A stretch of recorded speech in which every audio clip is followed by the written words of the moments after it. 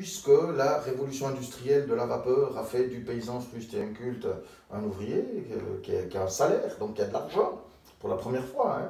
Alors évidemment, en passant par Germinal, tout ça, voilà, mais c'est une évolution. Ensuite, on a eu au XXe siècle la révolution populaire, le Front populaire, avec les congés, l'assurance chômage, la caisse de retraite, tous ces avantages sociaux qui ont émergé. Et ce paysan fruste et inculte devenu ouvrier, devenu citoyen, qui contribue à la démocratie, naturellement, à la révolution numérique qui ouvre tant de perspectives. Il est normal qu'il passe au stade suivant, dans la continuité de l'évolution depuis la Révolution française, c'est-à-dire que ce paysan fruste, inculte, devenu ouvrier, devenu citoyen, devienne acteur du développement sociétal. C'est-à-dire que plus on libérera de gens de l'emploi, plus les emplois restants seront de bonne qualité et mieux rémunérés, au lieu de faire comme aujourd'hui, d'abaisser les salaires pour pouvoir embaucher plus. Aujourd'hui, 40% des emplois ne servent à rien. C'est soit des emplois de gens dont on a créé une complexité pour trouver à créer un emploi, soit des emplois purement et simplement inutiles, soit des mauvais emplois. Oui. On n'arrête pas de baisser les conditions de travail, la qualité de l'emploi s'est dégradée, le revenu médian n'augmente plus autant qu'avant, c'est-à-dire que la progression du revenu médian n'a cessé de diminuer, il augmente toujours, mais pas assez. Et donc ça crée, c'est tout le problème pour la population qui ressent cette impression de perte de pouvoir d'achat. Parce qu'en vérité, sa hausse de pouvoir d'achat ne suit plus la courbe qu'elle a eue jusqu'à présent. Et avec la complexification de la société, le nombre de besoins augmente. Oui. Aujourd'hui, d'avoir un smartphone, il faut arrêter, hein, c'est un besoin. Hein, je veux dire, faut pas le nier. Avoir la télé, même si aujourd'hui, on est bien placé pour savoir, toi et moi, que c'est quand même pas le moteur de notre existence. Je veux dire, c'est quand même un droit, c'est normal. Ça fait partie de l'information comme avoir un poste de radio il y a 50 ans. Et Internet, n'en parlons même pas. Sans Internet, tu n'existes pas aujourd'hui. C'est extrêmement difficile de s'informer, d'exister sans Internet.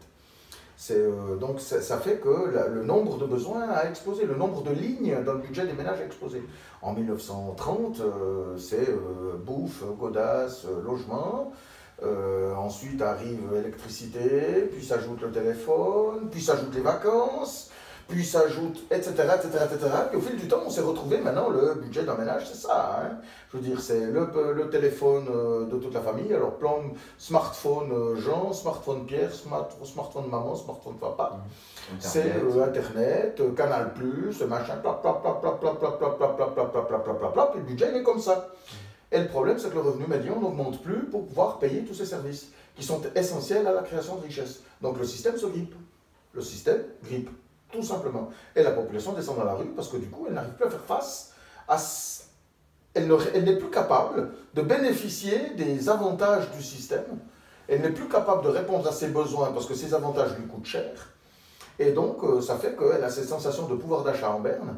Alors, elle pourrait élever son pouvoir d'achat en renonçant à tout un tas de choses. Mais alors, ça veut dire qu'on régresse sociétalement. Je veux dire, évidemment, on peut supprimer basiquement Canal+ dans son budget, puis voilà, on a hérité de 25 balles de plus par mois, ou 60 balles, j'ai entendu parler de 80 balles, je ne savais même pas que ça coûtait aussi cher. J'ai entendu ça dernièrement, j'en revenais pas, je ne savais pas qu'il y avait des gens qui payaient 80 balles par mois pour avoir Canal+, mais voilà, je veux dire, basiquement, on peut, mais il faut savoir qu'à Canal+, il y a aussi des gens qui travaillent. C'est toujours la même chose. Ça fait partie du système global de création de richesse. Si les gens ne le consomment pas, il n'y a plus de Canal+, il n'y a plus de Canal+, il y a du chômage. S'il y a du chômage, il y a moins de pouvoir d'achat, l'économie ralentit. Donc le système se grippe. Il ne peut plus fonctionner, il ne peut plus aller perpétuellement dans cette fuite en avant. Donc il faut trouver une nouvelle utilité à la population. Il faut trouver une nouvelle valorisation, une nouvelle source de valorisation. La nouvelle source de valorisation aujourd'hui, c'est quoi? C'est l'écologie, c'est la démocratie. C'est donc la transition sociétale du XXIe siècle avec la société qui co-construit l'avenir, mais un avenir positif, un avenir de croissance. Et la croissance n'a rien à voir avec la pollution, elle n'a rien à voir avec la consommation de ressources. La croissance au XXe siècle a reposé sur la consommation de ressources, parce qu'à la base, au XXe siècle, il fallait créer la richesse pour que tout le monde en ait. La richesse pour que tout le monde en bénéficie n'existait pas. Donc, pour créer cette richesse, il fallait que tout le monde travaille. Il fallait que tout le monde ait un salaire, donc que tout le monde travaille. Pour que tout le monde travaille, il fallait que tout le monde, fallait produire. Puis il fallait que ces produits ne durent pas trop longtemps et donc soient remplacés assez souvent pour que tout le monde doive les refabriquer, pour que tout le monde ait un travail, donc un salaire, pour que tout le monde puisse les acheter, pour que tout le monde puisse les remplacer souvent, pour que tout le monde ait un travail. Voilà, ça c'est le système du surconsumérisme. La croissance n'a pas toujours reposé là-dessus. Par le passé, elle a reposé à diverses époques, elle a reposé sur la guerre, sur l'agriculture, sur l'extraction de minerais. C'est le Far West, il s'est construit, la croissance au Far West, c'était l'or, hein, c'était vraiment les chercheurs d'or. Hein. Le Klondike, tout ça, c'est là-dessus que se sont bâtis les États-Unis. On a débarqué aux États-Unis, en Amérique, c'était des immenses forêts, on a tout ratiboisé pour bâtir des villes qui ont servi aux chercheurs d'or pour extraire l'or des rivières. Et à ce moment-là, il suffisait de se baisser, hein, il y avait des pépites grosses comme ça qui étaient dans l'eau, là. Il suffisait de se baisser et de les prendre, c'est tout. Puis après, on a ramassé les pépites. Alors après, on a commencé à s'intéresser aux paillettes. Hein. Puis après, il a fallu prendre le sable, parce que là, il fallait creuser pour les trouver. Puis maintenant, on en est au rétropel pour faire des grands trous. Voilà. Il devient de plus en plus rare dans les rivières.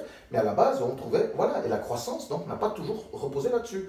Maintenant, la croissance américaine, elle repose plus sur la fabrication des machines qui servent à faire des grands trous pour extraire de l'or, qu'à l'or qu'on a extrait grâce à ces machines. Donc dans la prochaine étape de cette évolution, la croissance reposerait sur quoi, d'après toi? L'intelligence collective, voilà. la créativité, l'économie de la connaissance. L'économie de la connaissance, c'est-à-dire qu'on débouche sur une société, en économie, tout est valorisable. On peut tout valoriser. On peut décider, on peut organiser la société, ça ne se décide pas, c'est plutôt le résultat d'une organisation que d'une décision. On peut organiser la société de manière à ce que tout le monde contribue. Si tout le monde contribue, tout le monde va avoir son petit apport. Et au lieu d'avoir de grosses industries qui font d'énormes apports, qui sont redistribués sur les salariés, on va avoir des millions de petites industries qui sont des industries, alors ça va, intellectuel, bricolage, machin, je sais pas quoi. Chaque activité est une valeur. Le fait que de la population, ça existe, par exemple, il y a une commune à Toulouse où la population a remplacé les cantonniers. Le cantonnier est parti à la retraite, la population s'est associée pour s'occuper des espaces verts, entretenir le jardin public, etc., etc. Et donc la commune a économisé des impôts, donc ils ont pu baisser les impôts des habitants. Pendant que tout le reste de la France voit les impôts qui n'arrêtent pas de monter continuellement, eux, ils ont eu les impôts qui ont baissé. Parce que la population a contribué. Et le fait de ne pas dépenser d'argent, c'est aussi du gain. Je veux dire, au même titre que d'en gagner, c'est pareil. Le PIB, c'est pas du chiffre d'affaires, contrairement à ce qu'on s'imagine. Le chiffre d'affaires français est beaucoup plus élevé que ça. La France, elle fait des milliers de milliards de chiffres d'affaires chaque année. Le PIB, c'est la création de richesse. C'est ce qui reste. Donc, je veux dire, c'est énorme. C'est quelque chose de gigantesque. Et ce PIB, en fait, il est créé, le fait d'avoir des gens qui, au lieu d'avoir un emploi dans le but de payer la crèche, font la crèche à la même valeur que si quelqu'un était payé pour tenir la crèche. Ça a la même valeur. L'important, c'est que la personne qui aurait dû tenir la crèche ait au moins le même revenu, voire plus. Et donc, ça impose un autre système et qui est beaucoup plus valorisant. Pourquoi? Parce que, la personne qui tient la crèche, ça ne l'interdit pas de contribuer à la crèche, donc de continuer d'aimer les petits-enfants comme elle le fait aujourd'hui. Moi, j'adore les gamins, c'est génial de m'occuper d'enfants, j'adore ça, j'en ai pas, ça me manque. Donc, m'occuper des enfants, moi j'aimerais bien, franchement j'aimerais bien. Donc si les crèches étaient collaboratives, j'irais, c'est pas un souci. Mais je veux dire, ça ne l'empêcherait pas de toujours être au contact des enfants, elle aurait toujours son revenu, mais elle l'aurait par d'autres moyens. Il aurait d'autres origines, la crèche serait plus démocratique, on va dire, voilà. Elle serait plus ouverte. Et cette personne, surtout, au lieu de l'exploiter pour ne servir qu'à s'occuper de la crèche, elle aurait la possibilité d'interagir dans tout un tas d'autres fonctions. Parce qu'aujourd'hui, celui qui travaille dans un emploi, il ne fait que ça. Il ne fait que ça. Il ne sert qu'à son emploi. D'un point de vue sociétal, il ne sert à rien.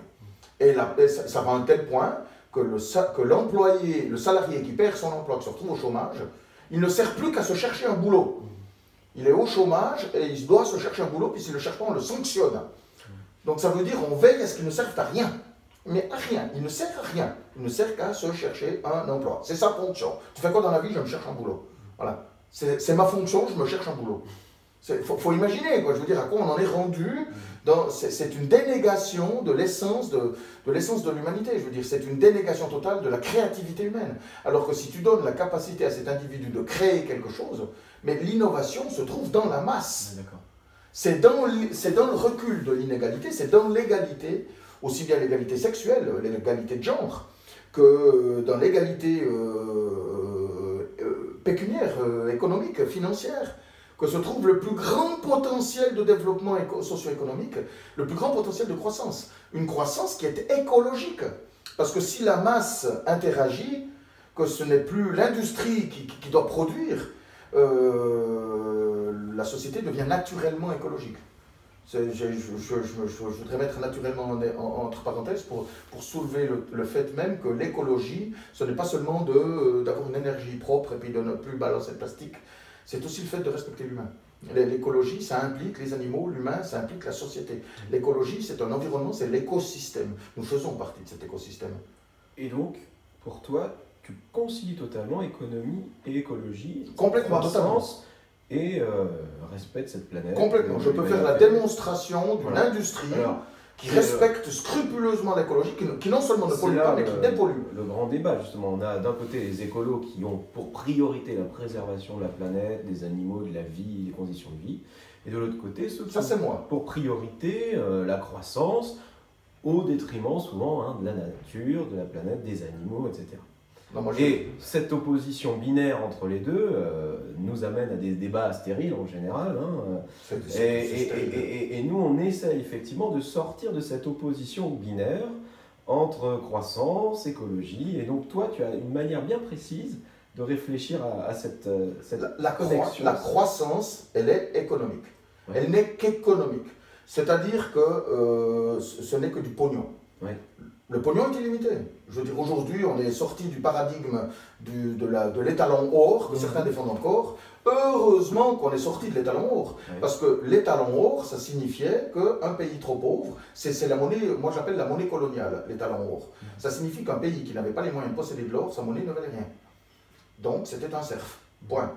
On est sorti de ce paradigme et donc la monnaie actuelle, contrairement à ce que prétendent les gens qui soi-disant elle ne repose sur rien, en réalité la monnaie actuelle repose sur la valeur nationale perçue par le marché. La création de valeur. Sur la capacité de création de valeur d'une nation, c'est-à-dire son savoir-faire, ses gens, sa stabilité politique, son patrimoine architectural, historique. Il faut de dire que la monnaie... La monnaie ne repose pas sur rien, elle représente la valeur nationale, la valeur de la nation qui l'exploite. Voilà. Et donc, on n'entend pas souvent ça. On n'entend pas souvent, et pourtant c'est le cas. La valeur, si tout d'un coup le pays se déstabilise politiquement, la monnaie chute. Parce que si le pays se déstabilise politiquement, sa création de richesse est menacée, donc son potentiel s'affaiblit, donc il est moins crédible sur le marché, donc il vaut moins cher. Sa valeur baisse. C'est la même chose que tu vas acheter une voiture d'occasion, on te dit elle est 20 000 €, tu la vois, elle est magnifique et tout, et puis bon, alors tu es sur le point de l'acheter, puis au dernier moment, le gars il te dit bon, j'ai juste eu une merde l'année passée, j'ai dû changer la culasse parce que j'avais surchauffé un jour que j'avais tiré un peu trop. Tu te dis oula, elle est belle, mais le mec il l'a massacré. Bon, écoutez, je vous en offre 15. Voilà, c'est normal. C'est normal. C'est la même chose à toutes les échelles. C'est la même chose à toutes les échelles, sans exception. C'est ça du plus petit au plus grand. Et c'est sûrement pareil chez les insectes, je veux dire, voilà. Sûrement qu'un insecte, il a le choix entre deux sources de nourriture. Celle-là, elle est grosse, elle est facile à transporter. Celle-là, elle est petite, elle est difficile à transporter. Il va prendre la grosse, qui nourrira plus longtemps, puis qui est facile à transporter. Donc la petite, elle a moins de valeur. Voilà, c'est normal. C'est comme ça, et la monnaie repose là-dessus. Donc ça fait que la monnaie, elle est illimitée, virtuellement. Elle est illimitée. Donc la croissance n'a rien d'extraordinaire. La croissance, c'est juste la valeur que l'on perçoit. Si on considère la démocratie comme une valeur, on a de la croissance. Et cette croissance, cette démocratie, elle va nous amener à déployer. Le peuple n'acceptera le déploiement que de choses qui ne compromettent pas son avenir écologique. Donc ça veut dire qu'il n'acceptera plus, le peuple aujourd'hui n'acceptera plus qu'on crée de l'industrie qui fume, qui envoie des produits chimiques dans les rivières, etc., mais qui a l'avantage de créer de l'emploi. Donc ça fait que les nouvelles technologies ne créent plus d'emploi. Donc il faut accepter d'abord l'idée de l'attrition de l'emploi pour pouvoir avoir l'écologie. Sans cette notion, la transition n'est pas possible. Aujourd'hui, le système fait que nous avons des troupeaux d'ouvriers qui se ruent dans des TER, dans des bagnoles, qui font des bouchons, des machins, juste pour aller surproduire dans des usines à base de ressources naturelles épuisables, au point que les collapsos viennent nous dire que les ressources seront bientôt épuisées, alors qu'en fait, on n'en a pas besoin. On peut produire autrement, mais ça ne crée plus d'emplois. Si on au moins, on va dire, il y aura toujours de l'emploi. Oui, toujours. Oui. Voilà, il y en aura toujours. Il y en a 50% qui vont...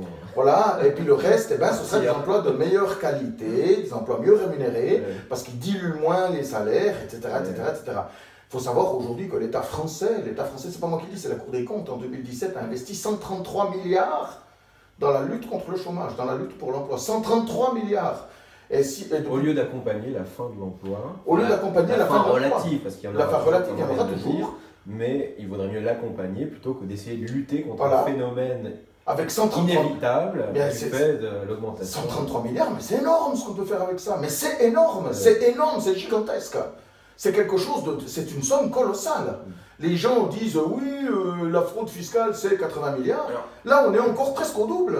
Donc c'est énorme, c'est vraiment une somme énorme qu'on dilapide pour créer quoi? On a créé combien? 800 000 emplois depuis? Tu divises les 133 milliards par 800 000 emplois, ça donne une petite idée du coût de l'emploi, du coût de chaque emploi. Donc autant dire qu'on n'a pas créé de richesse, on a détruit la richesse massivement. On a détruit massivement de la richesse. Donc ça ne marche pas, le système ne peut qu'aller au plantage. Alors j'aimerais revenir sur un point important pour les gens qui vont nous regarder, parce que tu es bien conscient que la plupart des gens, notamment ceux qui accordent de l'importance à l'écologie, partent du principe qu'on ne peut pas concilier croissance et respect de cette planète. Que la croissance a toujours été corrélée à des émissions en croissance également. Donc voilà, oui, mais il ne suffit pas de le dire, il faut l'expliquer aux gens. Donc, est-ce que tu peux nous expliquer en quoi ça n'est pas vrai, justement? Ça n'est pas vrai parce que la croissance, dans le passé, elle a reposé sur l'agriculture, elle a reposé sur la guerre, sur l'extraction minière, donc on peut la faire reposer sur des tas de choses. Et il y a des tas de possibilités qu'on n'a pas encore explorées, que l'humanité n'a pas explorées. Elle ne les a pas explorées pour diverses raisons. La démocratie, par exemple, la démocratie au sens où je l'entends, c'est-à-dire la démocratie, c'est pas le RIC. Le RIC n'a rien de démocratique. Le référendum, c'est le moyen pour celui qui a la capacité de se l'approprier, d'obtenir par le vote ce qu'il ne pourrait obtenir par la raison. Ça n'a rien à voir avec la démocratie. Le RIC, c'est l'oclocratie. C'est le pouvoir de la foule exposé au populisme, au simplisme. Ça ne veut pas dire que le peuple ne doit pas voter. Ça veut dire que le référendum n'est pas une arme pour la démocratie. Ça veut dire que le référendum ne permet pas au peuple de tracer son avenir. Tout simplement pas. Alors que le peuple doit pouvoir tracer son avenir. C'est ça l'important. Puis ceux qui réclament le RIC, ce qu'ils demandent en fait, c'est de tracer leur avenir, c'est de pouvoir décider de leur avenir. Ce qu'on leur refuse aujourd'hui, parce que les questions qu'on lui poserait risqueraient de compromettre le système tel qu'il est aujourd'hui, alors qu'il est déjà tellement bancal que si on le compromet, il s'effondre. Il est impossible de tenir le discours au peuple, de dire si vous vous attaquez à l'emballage, on va avoir du chômage. C'est impossible. On ne peut pas lui tenir ce discours. Pourtant, c'est la première chose que le peuple voterait.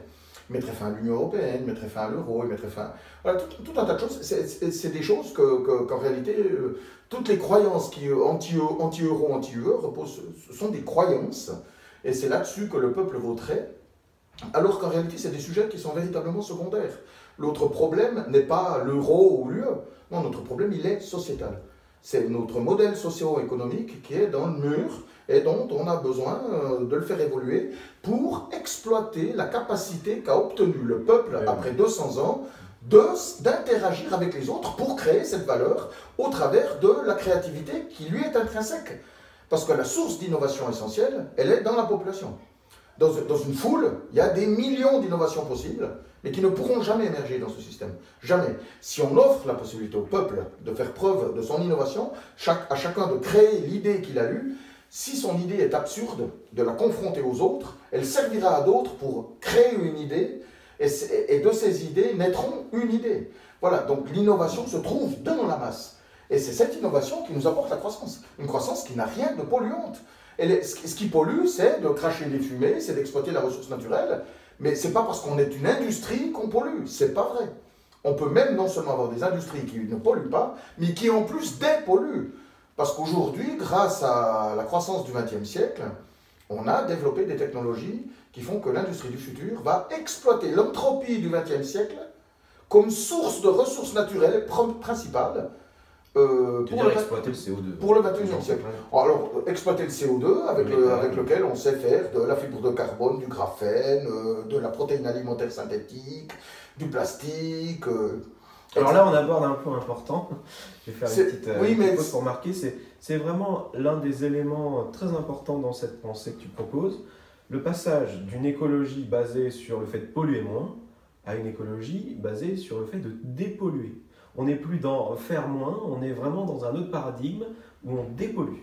Et ça implique un tout autre raisonnement dans lequel, effectivement, l'écologie devient compatible avec la croissance. Les choses, Satyavik, sont simples à comprendre. Oui, vas-y, écris. Polluer moins, donc décroître. Quand j'entends Aurélien Barraud qui dit « Mais c'est évident qu'on doit décroître !» C'est absurde, bien sûr qu'on doit décroître. Décroître, ça veut dire polluer moins. Polluer moins, c'est polluer quand même. Polluer quand même, c'est mourir. C'est-à-dire polluer moins à 700 milliards, c'est mourir. Je veux dire, ça ne sert à rien de polluer moins. Le problème, c'est que non seulement on va polluer moins, mais on restera dans ce monde pollué, mais en plus, on va quand même continuer d'ajouter de la pollution. Moins vite. Alors moi, j'avais pris l'exemple d'une tasse de café dans une de mes vidéos. Alors tu n'aimes pas ton thé sucré, manifestement. Là, on ne dirait pas, hein, moi je le bois, mais il n'est pas sucré. Hein, tu mets 3 cuillerées de sucre alors que tu n'aimes pas ça. Tu goûtes, puis c'est trop sucré. Alors, il faut décroître. Alors, tu prends ta cuillère, puis tu mets moins de sucre. Juste une pointe, puis tu rajoutes. Voilà, juste 3 cuillerées, mais juste la pointe. Tu goûtes, c'est encore plus sucré. C'est encore plus dégueulasse. Tu rajoutes du thé, tu vois, ou du café là, dans ta tasse. Et là, tu dilues le sucre. Là, c'est moins sucré. Et là, tu peux le boire, ton café. C'est la même chose. De polluer moins, ça ne sert à rien. Ça nous mène à la mort. Donc, ça veut dire qu'en réalité, lentement, plus lentement, mais ça nous y mène, c'est obligé. Sans compter qu'en fait, ça va pas être plus lent, parce que du coup, cette société décroissante aura moins de moyens technologiques de compenser les conséquences du réchauffement climatique. Aujourd'hui, quand il se produit quelque chose, on a un système qui a une telle richesse, qui a une telle complexité, que tout de suite, on a des assurances qui reconstruisent les maisons, on a des machines qui viennent, qui rebâtissent, qui dégagent les routes. Là, une fois qu'on aura des crues, tout ça n'existe plus. Donc en fait, on va, à chaque cataclysme, tout ce qu'on pourra faire, c'est régresser, c'est reculer face aux dégâts qui se sont produits, c'est abandonner ce qui a été détruit, jusqu'au jour où on aura atteint l'entropie totale, c'est-à-dire qu'il n'y aura plus rien, plus aucune trace de l'ancienne civilisation, puis on sera revenu... C'est un point intéressant, ça, parce que ça voudrait dire que finalement, contrairement à ce qu'on nous rabâche, à savoir que la technologie moderne nous rend très peu résilients, c'est au contraire grâce à cette technologie qu'en cas de coup majeur, la société moderne peut réagir parce qu'elle a l'infrastructure pour se rétablir. Cette technologie nous rend sensibles. C'est ce que je disais avant à propos de certains épiphénomènes. Dans notre société, quand tout d'un coup il y a un soldat français qui se fait tuer au Mali, c'est un drame, on pleure, on fait des marches blanches, on en fait un cirque pas possible. Alors qu'en parallèle de ça, juste à côté de l'endroit où il s'est fait tuer, il y a Boko Haram qui a rasé un village. Ça, on n'en parle même pas. Ils ont rasé le village, carrément. Hein. Ils ont violé toutes les femmes, ils ont tué les bébés en les égorgeant, ils ont pendu les hommes à des arbres, c'est des trucs atroces. Ça, on n'en parle pas. Lui, il est mort d'un accident de moto où il est tombé de son tank. Et ça, alors, on en fait un drame. Donc, ça nous rend sensibles. C'est la conséquence de la civilisation. C'est-à-dire que cette civilisation nous rend conscients des autres et donc nous sensibilise. On le voit au début du XXe siècle, je veux dire, tiens, je vais me bouffer une vache, on prenait la vache, on l'égorgeait et puis elle était morte. Aujourd'hui, c'est plus trop supporté. Hein. Le véganisme dans les civilisations avancées se développe. En 1950, j'ai vu une émission de 1950 où un type électrocute un lapin, il le prend par les oreilles, puis il l'électrocute pour montrer ce que ça fait. Aujourd'hui, le mec qui fait ça, il se fait lyncher. Ah oui, totalement. Je veux dire, voilà. Donc ça nous sensibilise, l'intelligence amène à l'empathie, et la civilisation, c'est de l'intelligence. Donc ça nous sensibilise à ça. Mais le fait de nous sensibiliser nous rend aussi conscients de la nécessité d'assister ceux qui en ont besoin.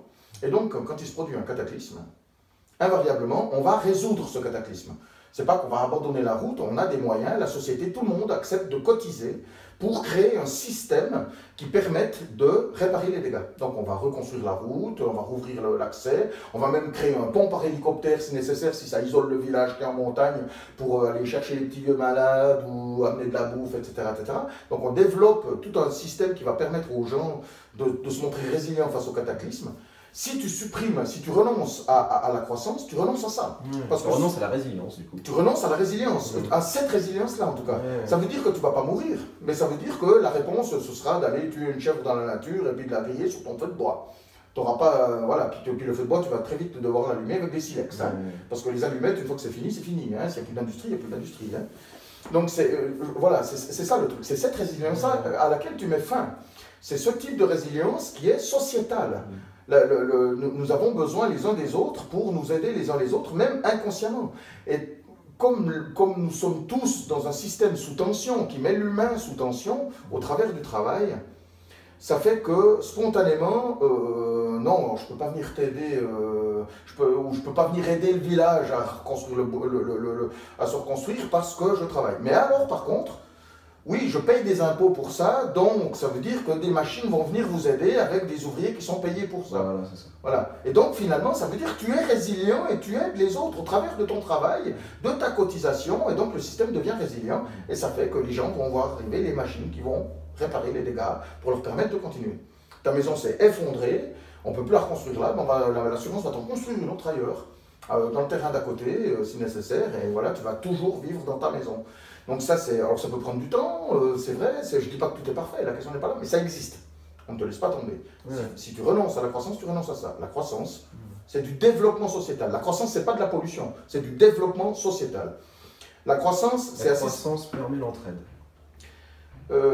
Disons la solidarité et le développement personnel. Et la croissance, elle a un coût. Elle a un coût. On l'a vu avec la Grèce qui a régressé. Dès que la croissance a commencé à chuter, mortalité infantile, baisse des retraites, c'est hausse de la misère. Tout de suite, c'est instantané, hein, ça ne prend pas des années et des années et des années. Ils ont mis 30 ans pour arriver à leur niveau, et en un an, c'est terminé. Hein. Il faut des années et des années et des années pour bâtir une civilisation, il faut des semaines et des semaines pour la faire tomber. Voilà, c'est vite vu. Donc et ils ont perdu que 26% de croissance, pas 90%, hein, non, juste 26%. Hein. La croissance, il faut l'imaginer comme une automobile. Moi, je la représente toujours comme une automobile. Tu achètes une voiture, tu as eu les moyens de l'acheter, tu l'as payée. Alors, on pourrait imaginer la dette d'État, que tu aurais un crédit, puis qui représenterait la dette d'État, mais on va parler aussi, non, ce n'est pas nécessaire. Puis cette voiture, il y a plusieurs solutions. Tu n'as pas de revenus, donc tu ne peux pas l'entretenir du tout. Tu as zéro croissance. Alors tu vas rouler dans ta voiture, puis tu vas rouler jusqu'à ce qu'une roue crève, que le moteur casse, que le réservoir ça vide. Voilà. Mais quand il se produira un truc, c'est bon, tu t'arrêtes, c'est fini. La voiture, elle est morte. C'est terminé. Tu n'iras pas plus loin. Si tu as 1% de croissance, ben, tu arriveras à mettre de l'essence dans ton réservoir. Tu vas mettre de l'essence, donc ça fait que tu vas rouler jusqu'à ce qu'il y ait une roue qui crève, qu'il y ait le moteur qui casse. Voilà. Mais le jour où ça arrive, c'est fini, tu es mort. À 1,5%, tu vas pouvoir changer tes pneus, faire ton service, mettre le carburant, payer l'assurance. Donc même si tu arrives à un accident, pas de problème, l'assurance va te rembourser, donc ta voiture va continuer de rouler. Tu vas continuer de rouler. Moi, ma vieille bagnole, là, rien du tout, eh ben, j'ai l'atout âge sur mon assurance, ça me coûte 6 € par mois, même si je suis fautif, je démolis ma bagnole, on m'en donne la valeur vénale plus 1 000 €. Voilà, pour 6 € par mois. Si je plante ma bagnole, eh ben, je vais recevoir au moins 2 500 €. Voilà. Donc, quelque part, c'est ma croissance à moi. Donc, je ne dis pas que je vais démolir mon auto. Hein. J'y tiens. Hein. Mais c'est pour dire que voilà, là, tu es à 1,5%. À 2%, tu vas ajouter un autoradio, tu vas mettre des housses sur les sièges, tu vas l'améliorer, tu vas la laver, tu vas la bichonner, tu vas l'embellir, ta bagnole. À 2,5%, tu l'améliores, tu vas gonfler le moteur, tu vas ajouter des sièges pour transporter plus de passagers, pour les amener plus loin, etc., etc., etc. La croissance, c'est la même chose. En dessous de 1%, il n'y a plus de croissance, c'est de la décroissance. En dessous de 1% de croissance par an, en réalité, on est en récession. On est en dessous du seuil d'inflation, et ça fait que le pays régresse. Ça fait que les gilets jaunes, ils descendent dans la rue. Voilà. c'est clair, c'est net. Pourquoi? Parce que c'est eux qui, dans les classes les plus basses, plus tu descends dans les classes, et plus fatalement, plus on est exposé à une perte. Si tu gagnes 1200 balles par mois, et puis qu'il te manque 50 balles par mois, c'est 50 balles, il te manque. Hein. Il te manque, tu les sens. Si tu gagnes 18 000 balles par mois, puis qu'il te manque 1500 balles, tu n'y vois rien du tout. Hein. Ça t'emmerde, parce que tu te dis, bah, tiens, 1500 balles, c'est con, je voulais changer le PC. Et c'est tout ce que ça te fait. Hein. Je veux dire, c'est pas ça qui va compromettre ta vie. Si tu gagnes 1200 balles avec, puis que tu as deux gosses, 50 balles, c'est tous les desserts du mois qui s'en vont. Hein. C'est fini la danette. Hein, là. Ce mois-ci, les enfants, vous n'aurez pas de danette. Voilà. Donc du coup, ça crée des tensions dans la maison parce que les enfants, ils n'ont pas leur danette. Donc du coup, ça crée des disputes, des machins, donc ça brise le ménage, donc ça crée de la colère. Voilà, c'est pour 50 balles. C'est rien, 50 balles, putain, c'est que dalle. Mais voilà, plus tu es bas, puis... Alors comment tu vois, toi, le mouvement des Gilets jaunes dans ta perspective, du coup? Le mouvement des Gilets jaunes, pour moi, en tant que tel, il n'existe pas. Sur leurs revendications, c'est du grand n'importe quoi. C'est juste l'expression du fait que le peuple ressent directement la fin de ce système socio-économique. Oui, voilà. Il en a la pleine conscience parce qu'il en souffre. Mais il en souffre vraiment. Ouais. Et il en souffre, mais ça va très loin. Parce que beaucoup des Gilets jaunes ne sont pas des pauvres. Hein. C'est pas vrai. Hein. La plupart de ceux que j'ai rencontrés roulent dans des Touranes, des Golf, des Renault Mégane, des machins, des voitures neuves. Hein. C'est des gens qui ont de l'argent. Ils ont une famille, ils ont un joli pavillon en parpaing, le truc familial standard de 125 mètres carrés sur 750 mètres carrés de terrain. C'est vraiment pas des pauvres. Hein. Mais seulement, c'est des gens qui perçoivent bien que déjà leurs perspectives sont plus sombres qu'avant. Ils sont plus sombres qu'en 1980, d'une part. Oui. Leurs perspectives d'évolution sont littéralement inexistantes. Et puis en plus, ils perçoivent bien qu'aujourd'hui, ils ne reçoivent plus ce à quoi ils auraient droit. Il y a des gens qui vivent comme ça, qui ont une voiture, une villa, un machin, un truc, puis ils reçoivent la prime d'activité puis le chèque énergie. C'est pas normal d'avoir un tel niveau de vie, puis de recevoir de l'État un chèque énergie, puis d'une prime d'activité. C'est quand même qu'il y a un problème dans ta vie. C'est quand même bien que tu ne reçois pas ce que tu dois. De recevoir la prime d'activité ou d'avoir un chèque énergie, c'est juste que l'État subventionne ton salaire. C'est-à-dire que l'entreprise te paye moins pour pouvoir t'embaucher, et puis l'État subventionne à crédit la part de salaire qui te manque, puis qui fait que tu ne peux plus payer ton énergie, et puis tu n'as plus assez pour te nourrir. Donc on te subventionne ton salaire. Et puis pour être sûr qu'on t'embauche, eh bien, l'État il donne encore du CICE, du machin, du truc. Ça fait que finalement 40% des salaires sont subventionnés aujourd'hui. À tel point qu'en France, plus qu'ailleurs, mais c'est vrai dans le monde entier. Aux États-Unis, il y a le même phénomène, simplement les subventions n'existent pas, il n'y a pas de prime d'activité de machin. Aux États-Unis, c'est au travers des impôts. Trump, il a fait ça au travers des impôts. Mais en France, c'est au travers des subventions, mais ça fait que les riches ne se sont jamais enrichis aussi vite. Tout simplement pourquoi? Parce que les salaires ne sont plus payés par les entreprises, mais par l'État. Aux États-Unis, il y a moins d'impôts, donc finalement l'État encaisse moins, donc les riches versent moins de salaires, et les bénéfices, ils engrangent les bénéfices. C'est pas le fait, il y en a qui diraient que dans un monde normal, le fait de baisser les impôts, ça augmente les bénéfices, donc on peut augmenter les salaires. En réalité, nous sommes dans un monde normal. Puis dans un monde normal, tu baisses les impôts, donc tu augmentes le bénéfice, donc tu augmentes les dividendes. C'est pourquoi le riche, il irait augmenter les salaires. Il n'y a pas de raison. Il serait contre de le faire. Donc on est dans un monde normal. Puis dans un monde normal, c'est comme ça que ça marche. Et donc ça fait que l'État s'endette, mais l'ouvrier, lui, ne gagne plus sa croûte, et il paye la dette que l'État a consentie pour enrichir le riche. Voilà, on est arrivé dans ce système. Et donc, ça fait que les gens, les classes moyennes, ces gens qui ont des Touranes, puis des Méganes, et qui vivent dans des pavillons familiaux, eux, ils sont étranglés par les impôts pour payer les dettes qui servent à encourager les entreprises à embaucher, et donc qui font exploser les dividendes, qui enrichissent les riches, qui eux utilisent ces moyens pour organiser leurs revenus de manière à ce qu'au travers de leur optimisation fiscale, ils ne payent plus d'impôts. Et donc, le peuple est oppressé pour travailler, pour payer la dette qui sert à enrichir les riches.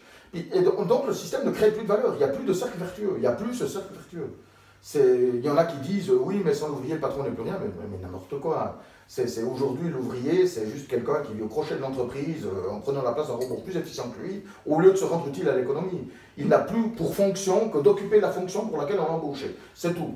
Mais sa fonction, dans 40% des cas, on pourrait la supprimer, ou la modifier pour l'adapter à un robot. Point. Mais il faut l'adapter pour un robot.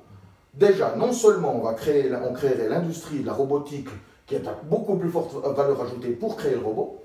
Le robot est beaucoup plus écologique à tout point de vue. Il y en a qui me disent oui, mais le robot ça bouffe de l'énergie.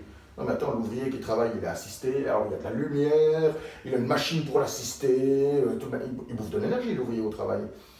Le robot, lui, n'a pas besoin de tout ça. Hein. Simplement, tu rends autonome la machine qui sert à assister l'ouvrier. C'est tout. Donc tu ne consommes pas plus d'énergie en fait. Par contre, la machine, elle n'a pas besoin de se déplacer pour aller au travail.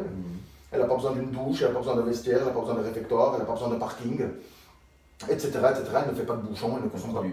Voilà, et elle produit plus, elle optimise mieux la production, donc elle pollue moins. Ouais. Voilà, le robot, c'est une production écologique.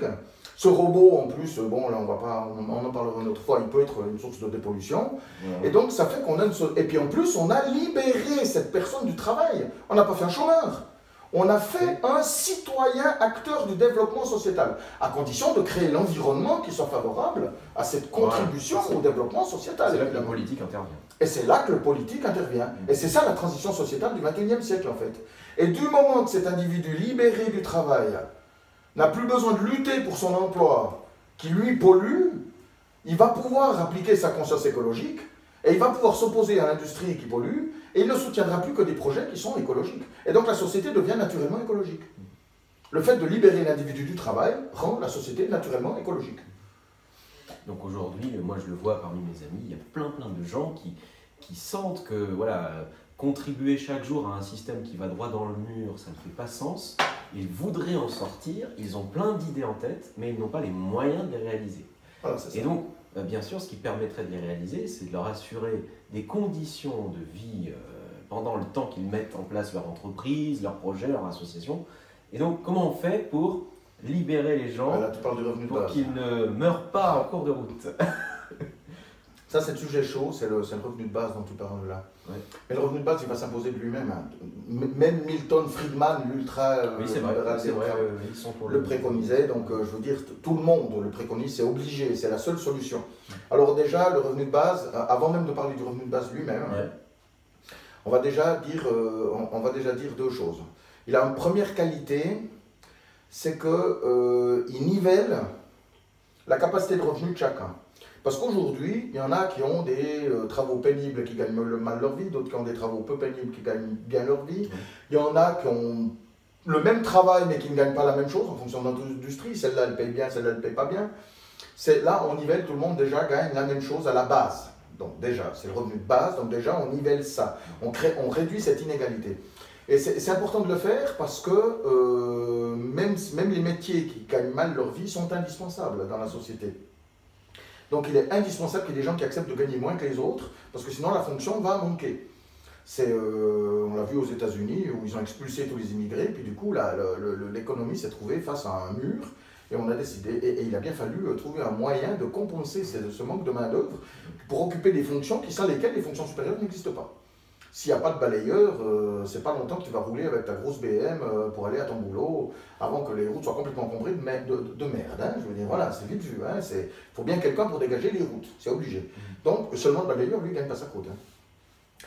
Donc, ça fait que là, déjà, on met tout le monde sur un pied d'égalité face aux fonctions, parce qu'il n'y a pas de fonction plus importante que l'autre dans la société, fondamentalement. Il y a des gens plus intelligents, des gens plus bêtes, des gens plus forts, des gens plus malades.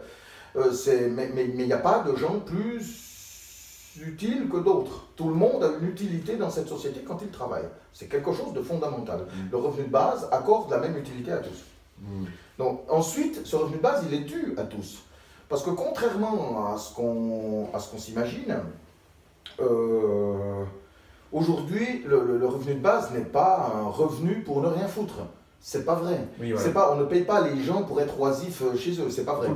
C'est tout le contraire. Et en réalité, ce revenu, tu y as droit. Parce qu'en 1900, si tu allais vivre dans la forêt dans une cabane, que tu te construisais toi-même, voilà, tu avais ton potager, 3 lapins, toutes les semaines tu allais vendre un lapin et puis un chou au marché pour avoir quelques piécettes, le reste du temps tu mangeais tes lapins et puis ton potager, c'était bon. Aujourd'hui, la moindre cabane, il faut un permis de construire et puis il faut payer des impôts fonciers dessus. Tu ne peux plus vivre en marge de la société. La société a intégré tout le monde. Ça fait que tout le monde contribue à la création de richesse. Donc tout le monde a droit à sa part. Même si elle ne travaille pas. Le travail, c'est en plus. Sans que tu travailles, tu es intégré dans la création de richesse, donc tu as droit à ta part. Puis si tu travailles, tu as droit en plus à ta part en fonction de ton travail. Donc le revenu de base est déjà dévolu à tous. Donc c'est inconditionnel. Inconditionnel. Il est inconditionnel sur ce plan-là. Donc tout le monde y a droit. Alors ça c'est un point crucial qu'il faut absolument comprendre. On peut ajouter à ça maintenant que l'histoire, alors là c'est purement philosophique, mais l'histoire de prétendre que l'être humain est oisif quand il reçoit de l'argent pour ne rien foutre, oui. C'est le cas des retraités. Hein. Les retraités sont payés à ne rien foutre. Moi, des retraités qui foutent rien, franchement... Oui, à part à partir du moment où ils sont vraiment invalidés par leur... Oui, là c'est autre chose, non, mais tant qu'ils sont actifs, c'est quelqu'un d'actif, oui. De très voire actif, même plus actif. Bien plus actif qu'avant. C'est vrai. Là, aujourd'hui, en réalité, cette théorie de l'oisiveté, si on n'a pas de travail, on est oisif, c'est vrai, tout simplement parce que, pour illustrer, imaginons que tu aies une heure de chambre tous les après-midi, tu as 2 heures de chambre. Oui. 2 heures de chambre, tu ne peux pas commencer quelque chose, donc c'est 2 heures où tu vas t'emmerder. Tu ne peux pas commencer quelque chose. Donc ça fait que tu vas devoir attendre, perdre 2 heures de ta vie, tout simplement. Tu n'as pas le choix parce que tu dois te maintenir prêt à reprendre ton travail. Les vacances, c'est la même chose. Tu pars 3 semaines en vacances, en 3 semaines, tu ne vas pas en profiter pour entreprendre et puis créer quelque chose. C'est pas possible, en 3 semaines, tu ne peux rien faire. Donc tu ne fais que profiter de tes vacances. Tu vas te baigner, tu vas te bronzer, tu ne peux rien faire d'autre, tu n'as pas la possibilité. Et créer quelque chose, ça prend des années. Oui. Ça prend 2 ans, 3 ans, 4 ans, 5 ans. Oui. Donc ça fait que tu ne dois pas travailler pour créer. Donc en fait, aujourd'hui, ça fait que celui qui n'a pas de travail est oisif. Parce qu'il ne peut pas faire autre chose. S'il fait autre chose, il se trouvera indisponible pour pouvoir travailler le jour où il peut retravailler. Donc il va se maintenir disponible et donc ne rien faire pendant ce temps pour être prêt à retravailler. Donc il est oisif. Mais si la nécessité même d'avoir un emploi pour vivre n'existe plus, puis que tu proposes aux gens un moyen non seulement de réaliser leur projet ou de mettre en application leur innovation au travers des autres si nécessaire, que tu leur mets un moyen de contribuer au développement sociétal, tout le monde va le faire. Et on le voit dans toutes les sociétés, dès qu'il émerge un groupe qui est libéré de la contrainte, tout de suite ce groupe interagit, se met à émerger des tas de trucs, ça devient florissant, donc c'est possible. Simplement, il faut arrêter de croire que l'individu qui n'a pas de travail est oisif. C'est pas vrai. On disait au début du XXe siècle qu'avec la journée de 8 heures et puis la semaine de 5 jours, l'ouvrier allait passer ses week-ends à dépenser sa paye, à se torcher la gueule. Enfin, on a tout entendu. C'est absolument n'importe quoi. Bien au contraire. Bien au contraire. Ça a apporté un développement terrible. Donc, je veux dire, c'est pas vrai. L'individu n'est pas oisif par nature. Bien au contraire. De toute façon, dans l'histoire, toutes les créations de génie ont été rendues possibles par le fait qu'ils avaient du temps libre pour développer leur invention, leurs trouvailles, leurs découvertes, etc. L'innovation. Tous les grands sauts technologiques, scientifiques, etc. ont été rendus possibles par des gens qui étaient libérés du travail agricole. C'est ça, oui. L'histoire humaine, ce n'est que ça, parce que le travail, c'est récent. Hein. À chaque fois qu'on a pu libérer du temps, il s'en est suivi une création de richesse. Pour l'humanité. Absolument, c'est évident. Mais il faut que ce temps soit totalement libéré. Oui, vraiment. Le fait de mettre la journée de 6 heures ou la journée de 5 heures, ça fait qu'on va consommer la même énergie pour aller travailler, mais on va moins produire.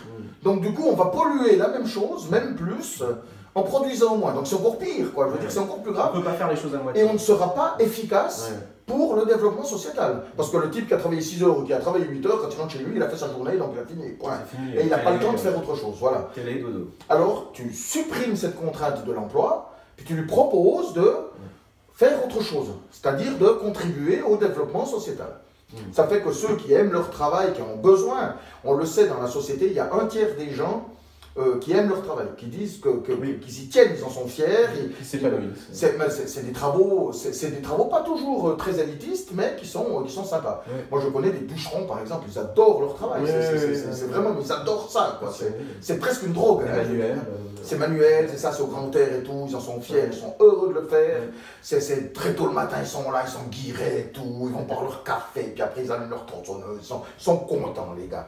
Bon, et alors c'est la même chose pour un directeur de banque, il y en a qui adorent ça, il y en a d'autres qui se font chier. Voilà. Et il y a 30% de gens, c'est plus que 30%, c'est presque 40% de gens dont le travail n'est purement qu'alimentaire. Oui, c'est vrai. C'est-à-dire que, bon, ben, ils y vont, et puis, ma foi, ben, écoute, dans la vie, il faut bosser, hein, alors, ben, j'y vais, quoi. Le sacrifice. S'ils n'avaient pas de boulot, mais ils en auraient mais rien à foutre.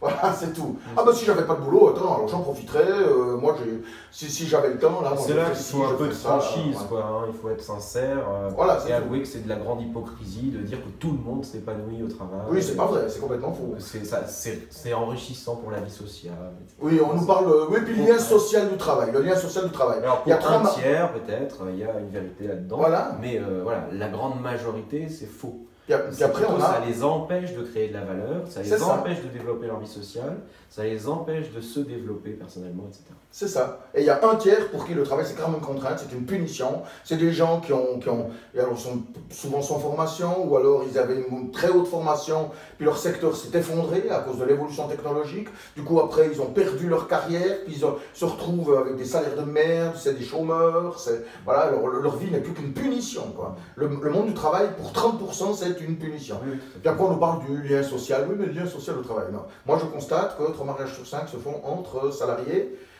d'une même entreprise ou d'entreprises de secteurs similaires, donc c'est des gens qui se sont rencontrés sur le travail lors d'un séminaire, d'un machin, ou ah ben elle travaillait à l'entreprise d'à côté, voilà, blablabla, alors je suis allé la voir, j'ai vu qu'elle était jolie, voilà. Ça montre à quel point le lien social est en réalité limité, à quel point le travail est un limitateur de lien social.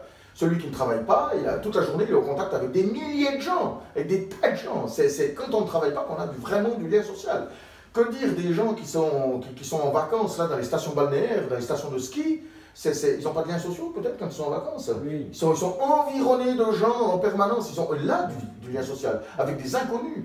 Je veux dire, donc c'est pas vrai. Donc tous ces arguments qu'on sert en faveur du travail ne sont pas vrais. Et le problème, c'est qu'aujourd'hui, c'est pas que j'attaque le travail, c'est qu'aujourd'hui le travail produit l'effet contraire de ce qu'il a amené jusqu'en 1985. Voilà, on va dire jusqu'en 1995. Puisque c'est là que ça a commencé vraiment à devenir pénible, mais disons jusqu'en 1980. Donc, Donc, soyons clairs, la fin de l'emploi est pour toi une bonne nouvelle. C'est une très bonne nouvelle, parce que c'est... Clairement... Pour dire, la sécurité sociale, à partir de 55 ans, les maladies du travail explosent. Juste l'arthrose, un certain type d'arthrose du genou, juste un seul type d'arthrose du genou, coûte 30 milliards par an à la Sécu. Parce qu'à partir de 55 ans, les maladies du travail explosent. Juste un seul type d'arthrose, mais il y a d'autres maladies du travail. Hein. Mais c'est énorme. On parle de dizaines de milliards qui coûtent à l'État juste parce que les gens bossent. Parce que les gens bossent. Alors si on les arrêtait déjà du travail à 55 ans, ils pourraient enfin faire leur vie après avoir fait celle d'un autre, et donc changer d'activité, et donc s'éviter la maladie du travail qui deviendrait exponentielle après sur les 10 années qu'il leur reste à travailler. Donc il n'y a pas photo, on peut retourner la question dans tous les sens, Le fait est que ce système est autotoxique. Il est autotoxique, il s'intoxique lui-même. Pour maintenir cet emploi, on dilapide du pognon, on endette le système, donc on réduit les perspectives de croissance, l'économie s'appauvrit, donc les salaires baissent, donc l'économie ralentit, donc on doit s'endetter pour soutenir l'emploi, etc., etc. Et ce système est autotoxique et il s'enfonce. Et s'enfonce d'autant plus qu'on est à un point tel d'hystérie dans les économies avancées pour s'accrocher comme des moules à leur rocher à l'emploi, qu'on est allé dans les banques centrales jusqu'à aller dans des taux directeurs, voire des taux directeurs très bas, voire négatifs dans certains cas. C'est-à-dire qu'on a payé les banques pour accepter d'emprunter de l'argent. Les banques, elles, du coup, ne gagnent plus rien. Parce que quand elles font des crédits immobiliers à 1,29%, elles ne gagnent rien, je veux dire. Alors, comme elles n'avaient plus de bénéfices, elles ont dû taxer les comptes. Oui. Ça fait que maintenant, il y a des pauvres, des gens qui vivent, qui reportent leur découvert de mois en mois, qui se retrouvent à la fin de l'année jusqu'à 500 balles de frais bancaires. Ces frais bancaires, si la banque ne les facturait pas, elle n'aurait plus de bénéfices. Ils ne gagnent plus rien, les banques. L'argent ne vaut plus rien. Alors donc, on arrive à ce système d'auto-appauvrissement, et ça, en plus, pour une seule unique raison, c'est pour favoriser l'investissement. On baisse les taux directeurs. Pourquoi ? Pour favoriser l'investissement. Puisque le crédit ne coûte rien, pourquoi ne pas investir ? Donc on investit. Le problème, c'est que les pays émergents, qui eux représentent nos futurs marchés, nos futures sources d'échange, c'est là que se trouvent nos futurs partenaires. Et qui eux ont aussi besoin de se développer. Ils sont aussi constitués d'humains qui ont besoin de voir s'élever leur niveau de vie. Eux n'ont pas les moyens d'abaisser ces taux directeurs. Leurs taux directeurs, chez eux, ils sont à 6%, 7%, 12%, comme chez nous en 1980. Et donc, ça fait que nous, on phagocyte l'investissement et les sommes que nous investissons ne sont plus disponibles pour investir dans les émergents, qui du coup n'émergent plus, donc ils ne nous rapportent plus, puisqu'on ne peut plus échanger avec eux. Comme on ne peut pas échanger avec eux, on ne peut pas les développer, et eux, pour se développer, n'ont plus d'autre choix que de s'endetter en créant de l'argent via la Banque centrale, quoi. Je veux dire, en émettant de la dette souveraine. Donc ils s'endettent et se retrouvent endettés avant même d'avoir créé leur industrie. Donc, ça veut dire qu'ils s'auto-asphyxient à cause de nous qui leur refusons l'investissement nécessaire chez eux, qui pourtant serait plus rentable pour nous. Et ça juste pour une seule et unique raison, c'est créer de l'emploi chez nous. Alors que si on renonçait à cet emploi, nous créerions de la richesse en investissant dans les émergents, qui du coup nous les développerions, ils deviendraient nos partenaires économiques, donc ça créerait de la croissance mondiale, et donc la nôtre. Ça fait que nous aurions de la croissance sans pour autant produire industriellement et dans un système vertueux qui élève le niveau de vie de populations qui vivent dans des conditions mais qui sont innommables. Mais c'est innommable. Chez nous, c'est facile. On a nos popotins plantés dans nos fauteuils. Si on a mal à la tête, on se lève, on va prendre une aspirine. En Afrique, une aspirine coûte plus cher qu'une boîte ici. Je veux dire, et le gars, il n'a pas les moyens de la payer parce qu'une aspirine à 2 € ou 2-3 €, le type, il gagne 30 € par mois. Par mois. Donc il faut imaginer où on en est. Donc on phagocyte l'investissement au détriment des autres, et donc on entraîne le reste du monde à notre poursuite, juste pour créer de l'emploi, des emplois de plus en plus mauvaise qualité, qui génèrent de plus en plus de souffrance sociale, sociétale. On durcit les conditions du chômage. Il faut avoir travaillé plus pour avoir les mêmes droits, les droits qui sont plus bas, durant moins longtemps, avec des sanctions qui sont plus fortes quand on ne respecte pas nos obligations, des obligations qui sont plus sévères. Et ça, comme si ça allait créer de l'emploi comme par magie. On entend un Christophe Barbier qui vient nous dire oui, le système n'est pas assez violent avec les chômeurs. Mais il se prend pour qui, ce cinglé? Il est cinglé, ce mec. Il faut être feignant avec ça, oui. Il faut être cinglé pour dire ça. Il faut être un demeuré. Il faut être un demeuré pour soutenir la politique de Macron qui prône de taper sur les chômeurs pour leur apprendre à bosser. C'est honteux, je veux dire. C'est anti-humain. Et c'est profondément anti-économique. C'est anti-économique, j'insiste bien. Même sans parler d'humanisme, je dis juste que d'un point de vue techniquement, économiquement, c'est absurde. Ça ne peut pas marcher. Ça ne peut pas fonctionner. C'est la même chose que pour un entrepreneur, par exemple, je sais pas moi, un auto-entrepreneur qui ne trouve pas de travail, il n'arrive pas à trouver de contrat, alors il casse ses prix. Donc du coup, il ne gagne pas sa vie. Alors qu'est-ce qu'il fait, le gars? Il travaille 14 heures par jour pour un salaire de merde. Non, il vaut bien mieux pour lui refuser les chantiers où on ne le paie pas, puis de temps en temps il en trouvera un qui va lui rapporter du chiffre d'affaires. Il doit valoriser son travail. J'avais toujours dit j'avais dit à quelqu'un, à une association qui vendait des photos, qui parlait de baisser les prix des photos parce qu'elles étaient trop chères pour les vendre. Je dis non, tu baisses surtout pas le prix de tes photos, tu les doubles. Si à l'époque c'était typiquement 300 francs la photo, c'était variable, c'était typiquement 300 francs, j'ai dit les photos tu les mets à 1500 francs. Et si tu veux que quelqu'un en ait une, tu la lui donnes, cadeau. Mais pas tu la baisses, tu fais cadeau, tu la vends 1500 balles parce qu'elle a une valeur cette photo. À 300 balles, si elle ne se vend pas, c'est parce que c'est de la merde, parce que pour 300 balles ça vaut rien. Ça veut dire qu'elle n'a pas de valeur artistique, donc elle n'intéresse personne. Puis à 1500 balles, ils en ont vendu. À 1500 balles, ils en ont vendu. Donc ils en ont aussi donné. Voilà. Donc c'est ça, il faut maintenir la valeur. Parce que cette valeur, c'est toi. Les gens parlent, oui, mais c'est du pognon. Non, mais ce pognon, c'est toi. Cette valeur, c'est toi. Tu as créé quelque chose, et ces 1500 francs, ce n'est pas une question de pognon. C'est une question de valeur, de reconnaissance de ton innovation, de ta créativité, de ton essence humaine. Il faut arrêter de penser que de vouloir vendre plus cher, c'est chercher le pognon. C'est pas vrai. C'est pas ça. C'est chercher à ce que l'humain a créé, a de la valeur, que l'humain est une valeur. Et donc, à ce titre, tu as droit à récupérer ce que tu mérites, tout simplement. Donc le problème n'est pas de chercher comment on peut créer des emplois à tout prix, mais plutôt comment on peut permettre à ceux qui n'auront plus d'emploi demain de vivre et de développer une activité qui leur correspond et qui contribue à la société. Voilà. Et cette activité, alors ça peut être n'importe quoi. Oui, alors voilà, panoplie d'entrepreneurs, Création d'associations. Voilà, aide à domicile de personnes âgées, c'est contribution à une crèche, ça peut être entretien du jardin public, ça peut être activité politique. Oui, je veux dire, voilà, ça peut être, au lieu de se contenter d'être juste un électeur du parti machin, ben on devient membre du parti machin, on s'encarte et puis on agit, on intervient au niveau communal, au niveau, je sais pas, pareil, on devient député, peu importe. Mais ça veut dire qu'on devient actif. Alors que celui qui travaille aujourd'hui n'a pas les moyens physiques d'être actif politiquement. Ou alors c'est un entrepreneur indépendant. C'est pour ça qu'il y a énormément d'entrepreneurs, bien plus que de salariés, dans le monde politique. Parce que quand tu es salarié, tu pars le matin, plomp, sirène, chlum, tu timbres, avant midi, tu sors pas, plomp, sirène, tu sors, chlum, tu timbres, 13h30, je pompe, et c'est comme ça tous les jours, tu ne peux pas faire politique. Alors que l'entrepreneur, lui, ben, il va se libérer, il n'a pas d'horaire, il travaille de 5h à 22h, et puis dans l'après-midi, ben, il prend 2 heures pour aller au conseil communal, il prend 1 heure pour aller écouter une conférence, etc., etc. Il organise son temps. Si tu n'as pas la capacité d'organiser ton temps, tu ne peux pas faire de politique. Donc ça fait que le fait de te libérer, déjà tu deviens potentiellement actif. Chose que tu n'es pas aujourd'hui. Le fait d'avoir un travail ne fait pas de toi un actif. Oui, parce que tu peux créer de la richesse autre qu'économique. Autre qu'économique. De la richesse culturelle, spirituelle, économique, politique. Mais tout est économique. Il y a plein de formes de richesse. Mais tout est économique. Chacune de tes actions que tu fais contribue à la création du système. Et si toi, tu n'as pas créé d'argent, on va dire, tu n'as pas directement créé de valeur, tu as créé l'environnement qui permet à un autre de créer cette valeur.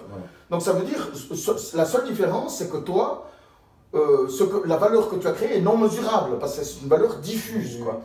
Élever sa famille, par exemple. Élever sa famille, de telle sorte que ce sera des gamins bien construits, structurés, intelligents, qui vont pouvoir contribuer à l'économie. Voilà, c'est ça. La France, par exemple, tout le monde, avec le French bashing, on l'accuse de tous les mots, mais elle attire les investissements étrangers. Pourquoi? Parce que, alors c'est vrai, il y a la complexité administrative, il y a tout ça, mais elle a une administration qui marche, complexe, mais qui fonctionne. Elle a un vrai savoir-faire, elle a une vraie qualité de vie, elle a une vraie stabilité politique. Oui, c'est vrai. Et ça, c'est une valeur. On considère que l'administration française représente 350 milliards de PIB. C'est juste une estimation, parce que c'est des économistes qui ont calculé ça, mais ça fait que si on n'avait pas l'administration qu'on a, nous aurions 350 milliards en moins, parce que c'est grâce à cette administration qui est rigoureusement stable, dont on sait à 10 ans qu'elle sera toujours là, dont on sait à quoi on pourra s'attendre à peu de choses près. On aura peut-être des lois qui auront changé sur les impôts, sur les machins, c'est possible, il y aura des tas d'évolutions. On reproche d'ailleurs à la France son instabilité sur cette fiscalité et tout, tout d'un coup on ajoute une taxe sur un machin pour financer un truc, on en enlève une autre, on favorise un truc, enfin voilà. Mais c'est juste des ondulations, il n'y a pas de défondrement. Voilà, c'est stable. Et donc, ça fait que pour une entreprise, elle sait qu'elle peut venir s'établir en France, dans 10 ans, elle sera toujours là. Donc, l'investissement est rentable. Elle va bénéficier d'un savoir-faire avec des gens qui ont un niveau de vie, qui ont une qualité de vie, dans un environnement... putain, qu'est-ce que c'est paradisiaque, hein? Franchement, quand on traverse la France, là, mais qu'est-ce qu'elle est belle, la France, mais qu'est-ce que c'est beau! C'est incroyable, c'est merveilleux de pouvoir venir vivre, travailler ici, quoi. Donc ça a une vraie valeur, Elle est non mesurable. Et donc ça fait que toute personne qui contribue à la préservation de cet environnement et de cette stabilité, que ce soit au travers d'un travail associatif, une action militante politique ou dans l'agriculture, peu importe, toute personne qui contribue à cet environnement contribue à ces investissements et donc à la création de richesses. Ça existe, toute action a une valeur. Et c'est pas parce qu'elle n'est pas matérielle, c'est pas parce que tu as ramené combien aujourd'hui. Voilà, c'est ça. Et c'est faux, c'est complètement faux. Le fait d'agir avec les autres à quelque chose crée obligatoirement une valeur. Il faut reconnaître cette panoplie de valeurs. Et il faut reconnaître toute cette panoplie. Voilà, c'est ça. Faites de l'argent immédiatement. Voilà, c'est ça. Il y a une richesse culturelle qu'il faut reconnaître économiquement, il y a une richesse même spirituelle, sociale, familiale, politique, etc. Et c'est possible, hein, je veux dire, le système est possible, puisque je l'ai inventé en fait. Ça paraît pompeux comme ça, mais je veux dire, j'ai imaginé, j'ai dicté, on va dire, les principes de base de ce système. Après, il faut le construire, il faut toute la population. Et donc, ça veut dire que dans l'ordre, il faut mettre en place la politique qui permette l'émergence de ce système, c'est-à-dire que potentiellement la société soit capable de le mettre en place. Une fois que la société a mis en place potentiellement l'émergence de ce système, il faut que la population le construise. Et pour ça, pour que la population le construise, il faut qu'elle ait été libérée du travail. Libérée de la nécessité d'avoir un travail pour vivre. Et donc que la société ait la possibilité de récupérer en valeur l'innovation et la créativité qui se trouvent au sein de cette population. Et quand on est arrivé à ce cercle vertueux, qui est facile à mettre en place, très facile, par des solutions simples auxquelles, je ne sais plus qui c'est qui a dit, je l'ai partagé quelque part, hein. Il y en a un qui a dit, si c'est si simple, pourquoi personne ne l'a fait? Des millions de personnes ont vu tomber une pomme, seulement Newton s'est posé la question pourquoi. C'est vrai, pourquoi la pomme elle ne s'envole pas quand elle se décroche de l'arbre? Voilà. Mais Newton lui s'est interrogé, il s'est dit mais pourquoi elle est tombée? Voilà. C'est vrai, c'est banal une pomme qui tombe. Et ben moi c'est pareil. Je veux dire, voilà, les solutions sont simples, et puis je peux les présenter. Ça fait très très longtemps que j'attends quelqu'un qui viendrait s'opposer à moi, quelqu'un de l'ancien monde, et je suis tranquille, hein, parce que j'ai la réponse à toutes les questions, hein, je le dis. Hein. C'est le système, voilà, j'ai des référents qui m'ont servi de socle, et il y a des gens, des génies, là, qui ont eu l'idée de micro-taxes, de machin, il y a eu tout un tas de trucs, et même si je n'approuve pas forcément le système, il m'ouvre des perspectives. Oui, voilà. Et moi, je me bats pour cette transition sociétale. Je ne me bats pas pour l'écologie. L'écologie n'est pas une cause à défendre. Défendre l'écologie, ça veut dire introduire un système totalitaire. Aurélien Barraud se bat pour qu'on opprime la population à tout moyen. Il faut opprimer, parce que sinon on est mort. C'est son truc. Hein. Il va falloir prendre des décisions, comme il a dit, impopulaires. Voilà. Il faut renoncer à notre confort parce que sinon on est foutu. Voilà. Lui, il veut qu'on opprime. Il faut opprimer la population parce que sinon on est mort. Voilà, c'est son truc. Et moi, c'est le contraire. L'écologie, il n'y a pas besoin de la défendre. Ce qu'il faut, c'est permettre à l'écologie d'exister. Si on lui permet d'exister, elle est là, l'écologie. Le peuple, il est écolo. Les gens, mais quand tu jettes... Va jeter un papier au bord de la mer, maintenant tu vas voir ce qu'on va te dire. Hein. Tu jettes un papier là au milieu de la foule, tu vas voir si on ne dit rien. Je te le dis, on va te dire quelque chose. Même un mégot de clope, maintenant, on va te dire quelque chose. Donc il faut arrêter de penser que la population n'a pas la conscience écologique. Hein. Putain, il y en a qui arrêtent des bagnoles parce qu'ils ont vu le mec qui lui balance un papier, hop, le type il dépasse la bagnole, il arrive, il le bloque, non mais c'est vrai, la population, elle est écolo dans l'esprit, bien sûr qu'elle est écolo. Il faut que le système soit écolo. Et du coup, nous aurons cette écologie. C'est aussi simple que ça. La transition sociétale, c'est la mère de toutes les transitions. Transition énergétique, sociale, sociétale, agroécologique.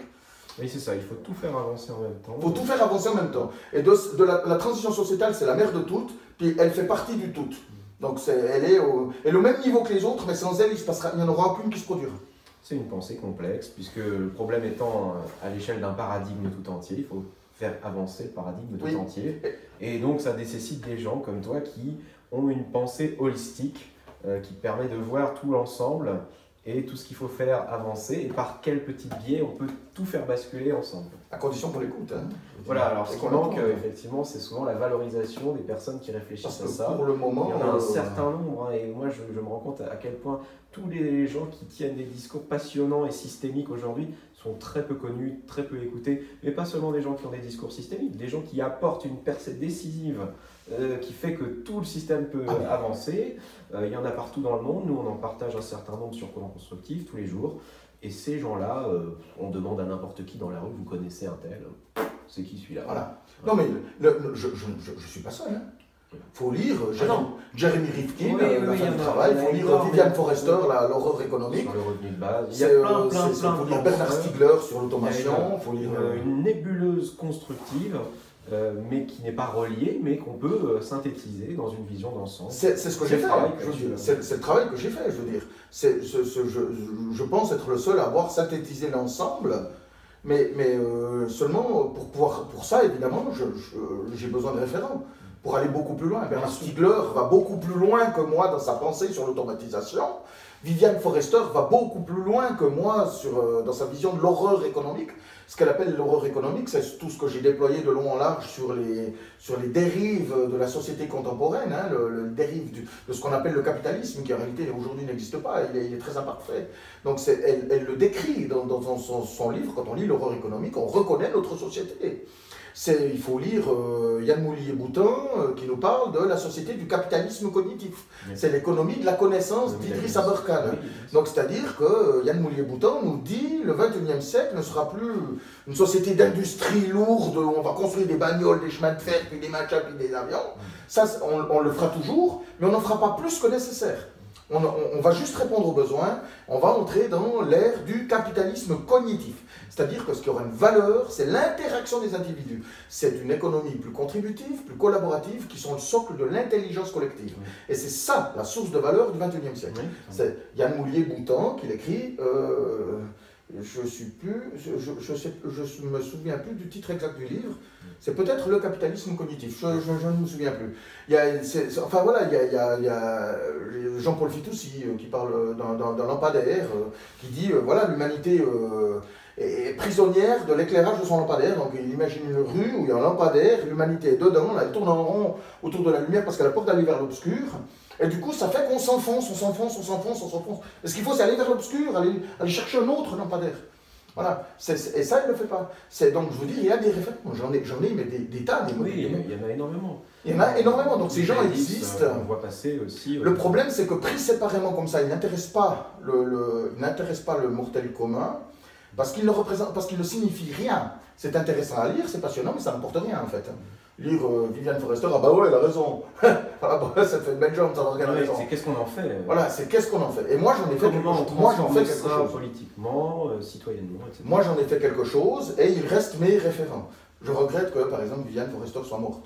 Franchement, c'est quelqu'un qui aurait pu apporter énormément à l'évolution, à la transition sociétale. Et je pense qu'elle n'en aurait pas demandé mieux, hein, mais malheureusement, voilà. Mais on a des gens comme ça qui sont des référents, qui voient très loin, mais qui voient très très loin. L'esprit humain est conçu pour voir tout de suite. Le mortel commun ne voit pas très loin, parce qu'il doit assurer le quotidien. C'est une adaptation naturelle. Moi, je suis un inadapté. Je ne vois que très loin. Ouais, moi, j'ai toujours été comme ça. Très proche, moi, je vois rien. C'est pour moi, mais c'est absurde. Mais pourquoi tu fais ça? Je dis aux gens, mais parce que j'ai besoin d'eux. Voilà. Puis moi, je dis, mais tu vas faire ça, puis après, ça donnera ça, puis ça, puis après, tu auras ça. Ou, mais c'est compliqué. Est-ce que tu me dis, attends, moi, je suis pas sûr que d'ici là, voilà. Le gars, il est limité à ça. Voilà. Donc, moi, je ne vois que très loin. Ça ne veut pas dire que je vois mieux que les autres. C'est ta forme d'intelligence. C'est ma forme d'intelligence. Je vois différemment, c'est tout. Je vois différemment de la masse. Je ne suis pas plus intelligent qu'un autre. De loin pas même. Moi, quand on me pose des questions dans les tests du QI, je ne comprends même pas la question. Ça n'a rien à voir avec l'intelligence, c'est autre chose. Et là, je propose quelque chose. Et il suffit de le lire. Il suffit d'arrêter de le lire en se disant que oui, ce cinglé, il va nous supprimer notre travail. Mais putain, mais il sert à quoi ce travail? Il sert à rien, juste pour bouffer. Pour mal bouffer, parce qu'avec 1200 balles par mois, tu bouffes mal. Avec 1800 balles aussi, il faut arrêter, je veux dire. Tu bouffes mal, c'est pas vrai. Alors que si tu ne travaillais pas et que tu avais 800 balles de revenus de base, eh ben, tu pourrais cultiver ton potager, tu aurais le temps, et tu mangerais mieux. Donc. Alors, c'est là qu'on arrive à l'essence du revenu de base. Moi, je suis un de ceux qui disent que le revenu de base ne doit pas se substituer aux individus. C'est-à-dire qu'il ne doit pas couvrir le SMIC. Il doit être très limité, et 800 balles c'est vraiment le maximum, il serait même efficace à 600. Il doit couvrir la base, comme son nom. Il doit couvrir la base, et il y en a qui disent oui mais tu ne vis pas avec 800 balles. Oui mais tu ne vis pas avec 800 balles. C'est individualiser le revenu de base. Donc ça fait que tout le monde touche la même chose. Oui. Donc ça fait que même si c'est 600 balles, tu as deux couples d'adultes qui se mettent ensemble pour se louer une ferme dans la nature. Ou d'amis, des amis. Ou des amis, oui, c'est ça. Il y a 4 personnes qui se mettent en coloc dans une ferme dans la campagne. Si le revenu de base est à 600 balles, ils ont 2400 € de budget par mois pour vivre. Et en plus, ils peuvent faire leur jardin potager. Puis en plus, ils peuvent avoir des activités. Ça veut dire qu'il y en a un qui peut être bûcheron, il y en a un qui peut être jardinier, il y en a un autre. Voilà, donc ça veut dire qu'en plus, ils peuvent encore gagner leur croûte. Donc je veux dire, si avec 2400 €, en cultivant tes propres légumes, puis en ayant des petites activités alternatives, tu n'arrives pas à t'en sortir, mon gars, c'est que là tu as un problème. C'est pas que le revenu de base est trop bas. Alors moi, je prône 800 balles. Peut-être qu'il faudrait l'actualiser à 900, c'est possible, mais c'est individualisé. Il faut bien percevoir comme étant individualisé. Ça veut dire qu'un couple qui reçoit 800 balles, ça fait 1600 balles de budget. Il y a des tas de couples qui aujourd'hui n'ont pas ce budget. Lui, il est en fin de droit, hein, il est au chômage depuis 4 ans, il reçoit 230 € pour sa part de RSA, puis elle est hôtesse de caisse, à temps partiel, elle gagne 920 €. Ils n'ont pas ces 1600 balles. qu'ils auraient s'il y avait 2 revenus de base à 800 balles qui, soi-disant, ne permettent pas de vivre. Donc, je veux dire, en réalité, on sort de la pauvreté, de l'extrême pauvreté, ces gens qui sont des travailleurs pauvres. Il n'y a plus de travailleurs pauvres à ce moment-là. Et en plus, il n'y a plus de miséreux. Plus de miséreux du tout. Parce que ça veut dire que le simple fait de ne rien gagner fait que tu vas recevoir ton revenu de base. Donc, voilà. Et donc, ça fait que ce revenu de base, fatalement, c'est une solution de dynamisation de l'économie. Donc, c'est quelque chose qui est essentiel au fonctionnement de l'économie. On arrive là à des questions comme l'ordre du financement, de la légitimité de donner la même chose aux riches. Je suis contre le fait de donner la même chose aux riches qu'aux pauvres. Seulement les riches font partie de la société comme les pauvres. C'est les riches, qu'on le veuille ou non, si quelqu'un gagne 20 000 balles par mois, c'est pas pour autant qu'il ne contribue pas à la société, donc on ne devrait rien lui donner. Benoît Hamon, quand on lui a parlé de son revenu de base, 450 milliards par an, M. Hamon, oui, alors finalement ce ne sera pas tout le monde, oui, alors finalement ce ne sera pas 900, ce sera plutôt 700, oui, alors finalement ce sera peut-être 600, oui, alors finalement ce sera seulement ceux qui en ont besoin. Bon, ça ne pouvait pas marcher, je veux dire, il n'était même pas capable de financer son revenu de base. Donc ça ne pouvait pas marcher, évidemment, parce qu'il n'avait pas compris une chose, c'est que le revenu de base n'est pas une aide sociale universelle. Ce n'est pas une aide sociale. C'est une redistribution de la création de richesse. On a automatisé la production, on a soustrait l'humain de la nécessité de contribuer à la production, une production qui est devenue plus qualitative, moins quantitative, donc on produit moins mais mieux, plus cher, pour conserver la valeur, avec des robots qui constituent une nouvelle industrie qui a beaucoup plus forte valeur ajoutée, beaucoup plus écologique. Et donc, on crée toujours autant de valeur, et même beaucoup plus, et donc on redistribue cette valeur, déjà. Donc il faut être clair, ce n'est pas une aide sociale universelle, c'est la part de chacun, c'est sa fraction pour sa contribution personnelle à la production globale de richesse. Alors qu'aujourd'hui, le salaire n'est que la fraction personnelle, la fraction d'un individu pour sa contribution personnelle à la production de l'entreprise de richesse. Oui, ça implique de reconnaître que la création de richesse, elle est collective. Elle est collective, elle est nationale, elle est internationale, elle est mondiale. C'est vrai que dans certains milieux, notamment à droite, on a l'impression que c'est le patron qui crée la richesse et puis voilà, après le reste... Non, non, voilà, c'est collectif. C'est complètement collectif. La connaissance, elle est produite collectivement. La connaissance qui permet les percées technologiques, etc. Voilà. Donc, c'est normal qu'on redistribue collectivement. Absolument. Ce qui fait marcher une entreprise, ce n'est pas le patron. Ce n'est pas les ouvriers non plus. On peut imaginer des pays sans entreprise. Il y a des pays qui n'ont pas de société. Il n'y a pas de société dedans, c'est un autre mode de fonctionnement. C'est des économies plus archaïques que la nôtre, mais ça existe. Ou en tout cas ça a eu existé il n'y a pas longtemps, jusqu'il n'y a pas longtemps. On peut imaginer, donc ça serait d'autres systèmes économiques, on peut imaginer des entreprises sans patron, c'est coopérative, la gestion elle est collective, ou alors gérée par l'État, ou voilà, ça existe même en France. On peut imaginer des entreprises sans salariés, il n'y a pas d'ouvriers dedans, il n'y a que le patron, ou c'est juste une entité virtuelle sur le papier, mais une entreprise sans clients, ça c'est pas possible ça. Ce qui fait marcher une entreprise, c'est ses clients. Alors ses clients, ça peut être l'armée, ça peut être l'État. Elle peut avoir un seul client, l'État. Elle peut avoir un seul client, un État étranger, c'est possible. Elle peut avoir des clients qui sont des petits particuliers, ou seulement des professionnels garagistes, ou seulement des dentistes. Mais c'est ses clients qui l'en font marcher. Seulement ses clients, exclusivement ses clients. Et pour qu'elle ait des clients, il faut que sa création de richesse soit redistribuée pour qu'il y ait... Si ses clients c'est des dentistes, il faut qu'il y ait des gens qui aient les moyens d'aller chez le dentiste pour se faire soigner. Donc la création elle est collective.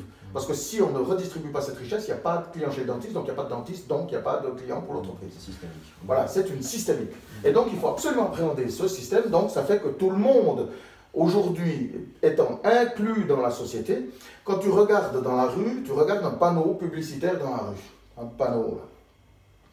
Puis tu comptes le nombre de chalands qui passent devant. Parce que le promeneur qui passe en bouffant son sandwich ou en buvant son coca, c'est pas juste un promeneur. C'est un client qui vient d'acheter un sandwich ou un coca, donc il a contribué à la création de richesse. Et en plus, il passe devant un panneau publicitaire. Et plus il y en a, et plus ça coûte cher d'être affiché sur ce panneau publicitaire. Le simple fait de passer devant, si ce machin il est planté, mais moi quand j'ai acheté chez moi, où j'habite là aujourd'hui, dans le sud-ouest, il y avait un énorme panneau publicitaire qui était planté dans mon champ. Ça faisait des années que personne n'avait payé un loyer. Puis dessus, il y avait une publicité en plus pour les corridas. Alors, bon, j'ai essayé de me renseigner pour savoir qui il appartenait. J'ai pas de nouvelles. J'ai pris ma rétropelle. j'ai arraché le machin, terminé, loin, hier. Je ne me suis pas posé la question. J'ai jamais eu de nouvelles. C'est simple, parce que ce panneau, il valait rien, il passe jamais personne. Jamais personne. Il passe 15 bagnoles par jour, puis de temps en temps, il y en a même une qui réussit à m'écraser un chat. Donc je veux dire, voilà, il vaut rien.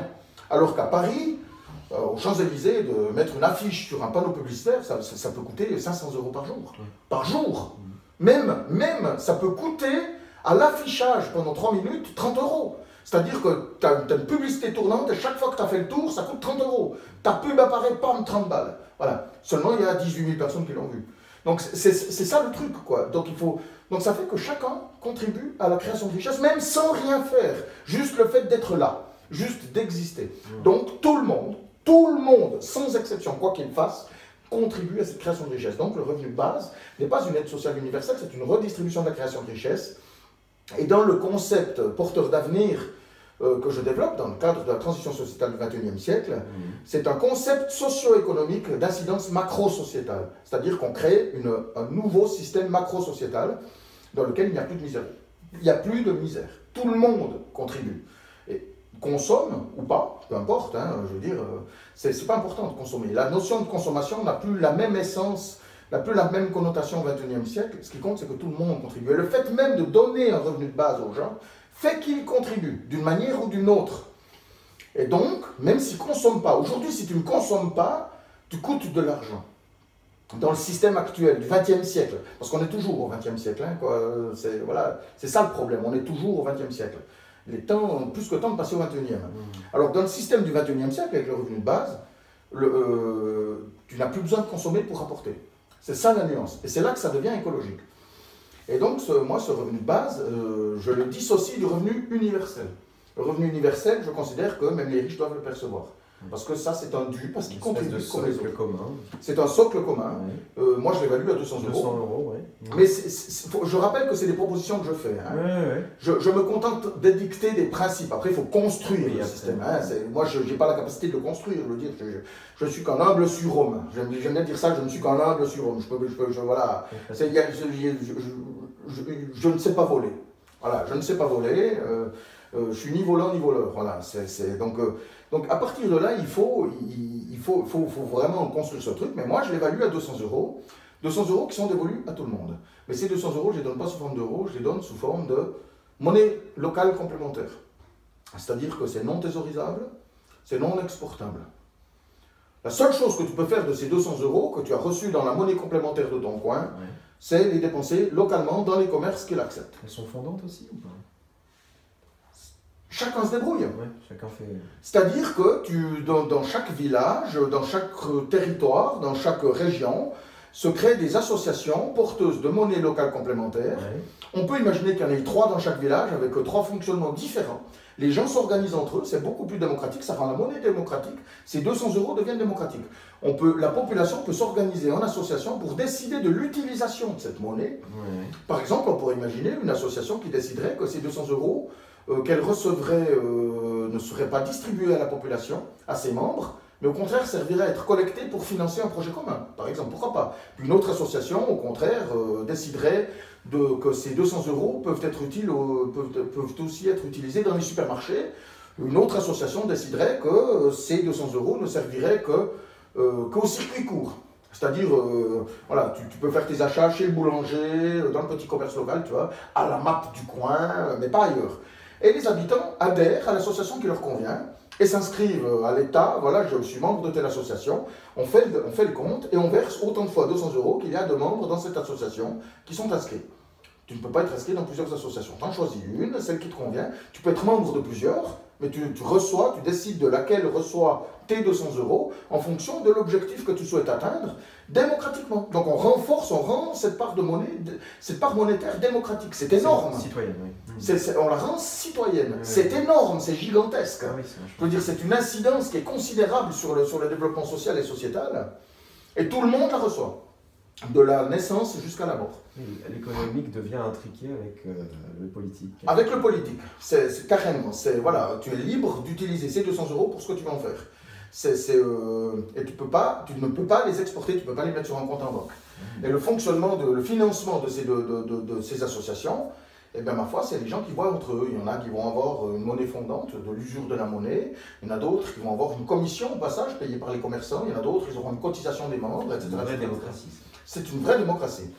Et puis le reste, alors on va dire, on va partir sur 800 € de revenus de base. Et bien donc ça fait 600 € qui manquent. Celui-là, cette part-là n'est dévolue qu'en fonction d'un impôt négatif. Le fameux impôt négatif soutenu par Milton Friedman, inventé par je ne sais plus quelle journaliste américaine, c'est elle qui lui a donné l'idée. Et donc, ça fait qu'on prend les revenus de chacun et on les passe à la moulinette d'une équation et ça donne un résultat. Celui qui ne gagne rien touche les 600. Donc, c'est là 200 plus 600, il a 800. Celui qui gagne 1500, il a peut-être plus que 300. Voilà. Donc, il a 200 plus 300. Il a 500, pardon, etc. À 10 000 par mois, tu touches toujours ta part, mais c'est peut-être 15 centimes. Et c'est le politique en place, au gouvernement, au pouvoir, qui fixe les règles de cette équation. Donc ça veut dire, plus on est à gauche, puis plus on va considérer que les riches auront moins, puis que les pauvres auront plus, puis plus on est à droite, puis plus on considérera que les riches ont aussi droit à leur place, puis on va étendre l'équation. Voilà, ça laisse des possibilités de politique de gauche et de droite. Ça laisse la latitude. Mais ça fait que tout le monde perçoit en conséquence de son truc, et même si tu travailles, ça vaut la peine de travailler parce que tu reçois quand même un complément. C'est-à-dire que si aujourd'hui tu gagnes 1500 balles, ben, tu n'as que ces 1500 balles. Là, tu reçois 1500 plus tes 200 en moyen local complémentaire, peut-être plus 300 balles. Donc ça veut dire que tu te retrouves quand même avec 2000 balles de salaire. Donc tu reçois quand même ta part, quoi. Et donc tout le monde reçoit sa part. Alors ça offre l'avantage déjà que c'est moins cher. Parce que du coup, c'est plus 800 balles par mois fois 66 millions d'habitants. Ça change le calcul quand même. Hein, d'autant que les enfants ne reçoivent que les 200 balles la première année, l'année de leur naissance. Puis après, on ajoute un 18e du revenu de base complémentaire chaque année jusqu'à leurs 18 ans. De sorte qu'à 18 ans, ils reçoivent les 800 balles. Donc ce qu'ils perçoivent augmente chaque année. Au lieu d'avoir, comme aujourd'hui, des allocations à partir de je ne sais plus quel enfant, et puis on en donne de plus en plus qu'au fur et à mesure qu'il y a des enfants, on donne à la naissance 200 balles par mois, puis après, l'année suivante, c'est 230, puis celle d'après, c'est 260, puis celle d'après, c'est 290, puis on arrive à 18 ans, il a 800, voilà. Et donc, il reçoit son revenu de base, il est prêt à s'envoler du nid. Et donc, s'il était bien élevé, tout le Bataclan, quoi. Voilà. Hein, je veux dire, ça laisse des perspectives quand même. Hein. Donc, ça lui permet de contribuer au revenu du ménage. Il ne va pas sombrer dans la précarité, comme on le connaît aujourd'hui, où le RSA, il faut avoir 25 ans, etc. etc. Donc là, ça fait que ça coûte moins cher. Puisqu'en réalité, il y a plus 66 millions de personnes qui touchent 800, quoi. Tout le monde touche 200, donc il faut déjà faire 66 millions fois 200, ça fait quand même un plus petit chiffre. Puis moi, j'estime que le revenu de base moyen, il va se situer autour de 350-400 €. Donc déjà, on est plus bas. Et après se pose la question, comment on le finance? Alors déjà, il faut comprendre que le revenu de base, c'est pas tant par année. Parce que en réalité, la TVA moyenne encaissée, c'est 11%. Il y a de la TVA à 20%, de la TVA à 2%, de la TVA à 5%. Ça représente une moyenne par rapport à la consommation actuelle d'environ 11%. Et la TVA s'encaisse tous les 3 mois. Donc ça fait que l'argent qu'on a versé, 3 mois plus tard, on en récupère déjà 11%. Via la TVA, au travers de la TVA. Donc déjà, le revenu de base se refinance. Mais ensuite, on ne l'introduit pas d'une année sur l'autre. C'est pas qu'une année, on décide, tiens, on va mettre centaines de milliards. Non, c'est pas comme ça que ça marche. On peut passer par un processus. On va déjà donner le RSA à tous ceux qui ne l'ont pas demandé. On abolit toute obligation sur le chômage. Il n'y a plus à rendre de compte. Plus à rendre de compte. Le gars, il a des droits avec une durée. Voilà. Alors, ces droits, ils peuvent être dégressifs. Hein. On peut décider que ce soit pendant 6 mois plein droit. Puis après, c'est dégressif pendant 6 mois. Puis après, il a 1 an, reste de droit. Voilà. C'est pas de problème, je veux dire. C'est pas ça. Là, simplement, il n'a plus d'obligation. Le gars, il se logue sur son site web, sur le site web de Pôle emploi, sur son profil. Il a un gros compteur avec une aiguille. À gauche, c'est vert. À droite, c'est rouge. Au milieu, c'est orange. Vous en êtes là de vos droits. Ah, je suis bientôt dans le rouge, j'ai intérêt à me trouver un boulot. Hein, parce que bientôt, j'ai plus de droits. Voilà, point. Et puis le gars, en dessous, il y a un bouton demander de l'aide. Il clique dessus, il peut demander un rendez-vous à un conseiller Pôle emploi. C'est pas le conseiller Pôle emploi qui le convoque, et puis s'il ne va pas, il est viré, hein, il est radié. Attends, il y a un point que je n'ai pas compris.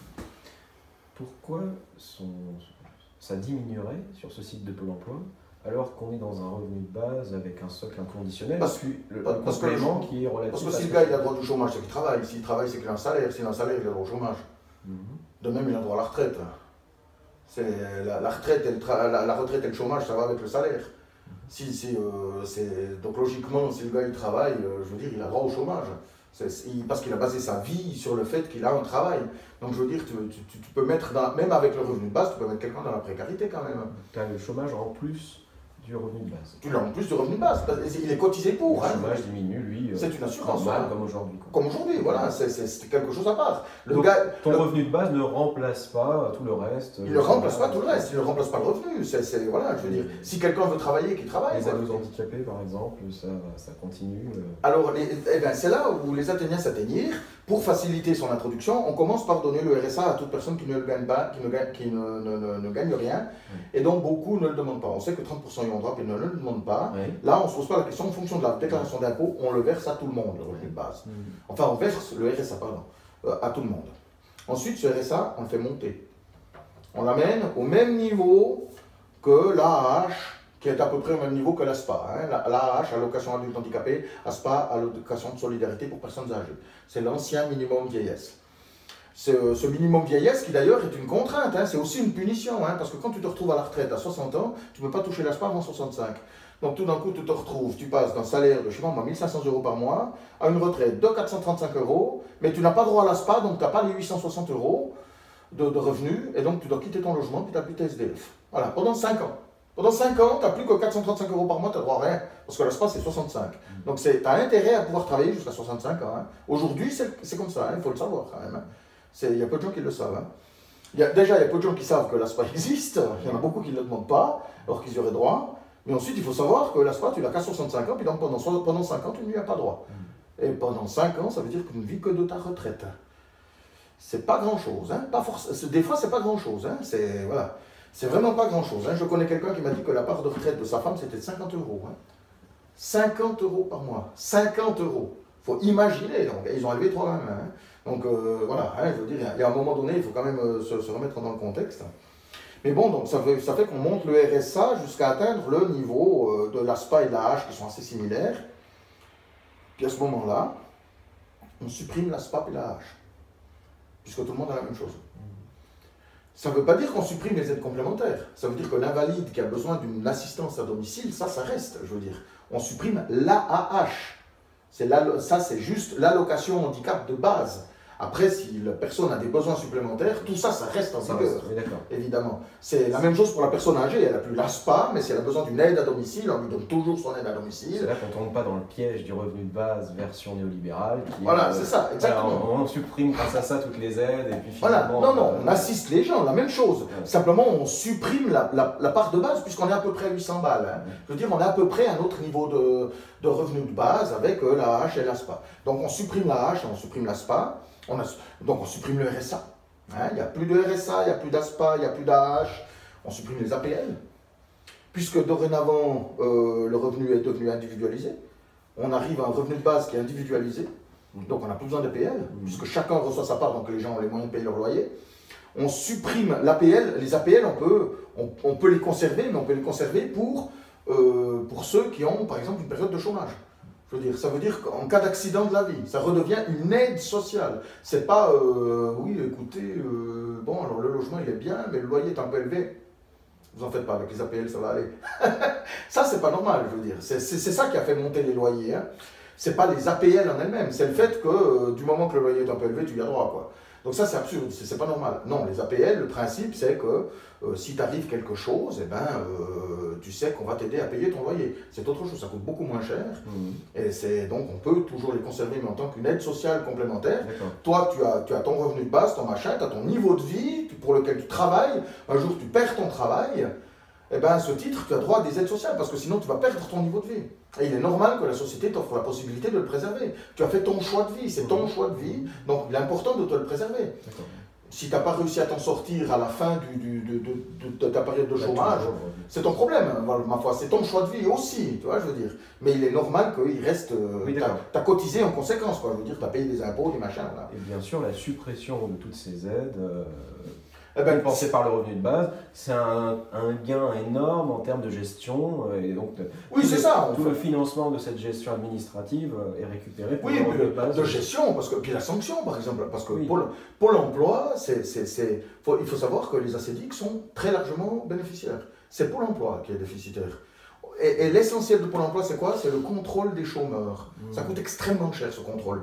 De sanctionner les chômeurs, être prêt à les sanctionner, se maintenir prêt à les sanctionner à tout moyen, tout pougner, c'est des milliards. C'est des milliards qui ne servent qu'à opprimer les chômeurs. Ça ne sert qu'à ça. Tu supprimes les contraintes, économiser plusieurs milliards. Juste ça. Tu supprimes les obligations quant au chômage, le gars il n'a plus besoin de se chercher un emploi, tu as économisé plusieurs milliards. Ça rentre en ligne de compte dans le financement du revenu. Et ça rentre voilà, et comme du coup, si tu as le revenu de base, c'est que tu as libéré la population de la nécessité d'avoir un emploi pour vivre, ça fait qu'une masse de gens ne travaille plus, et donc la sécurité sociale économise des dizaines de milliards. Des dizaines de milliards sur les maladies du travail.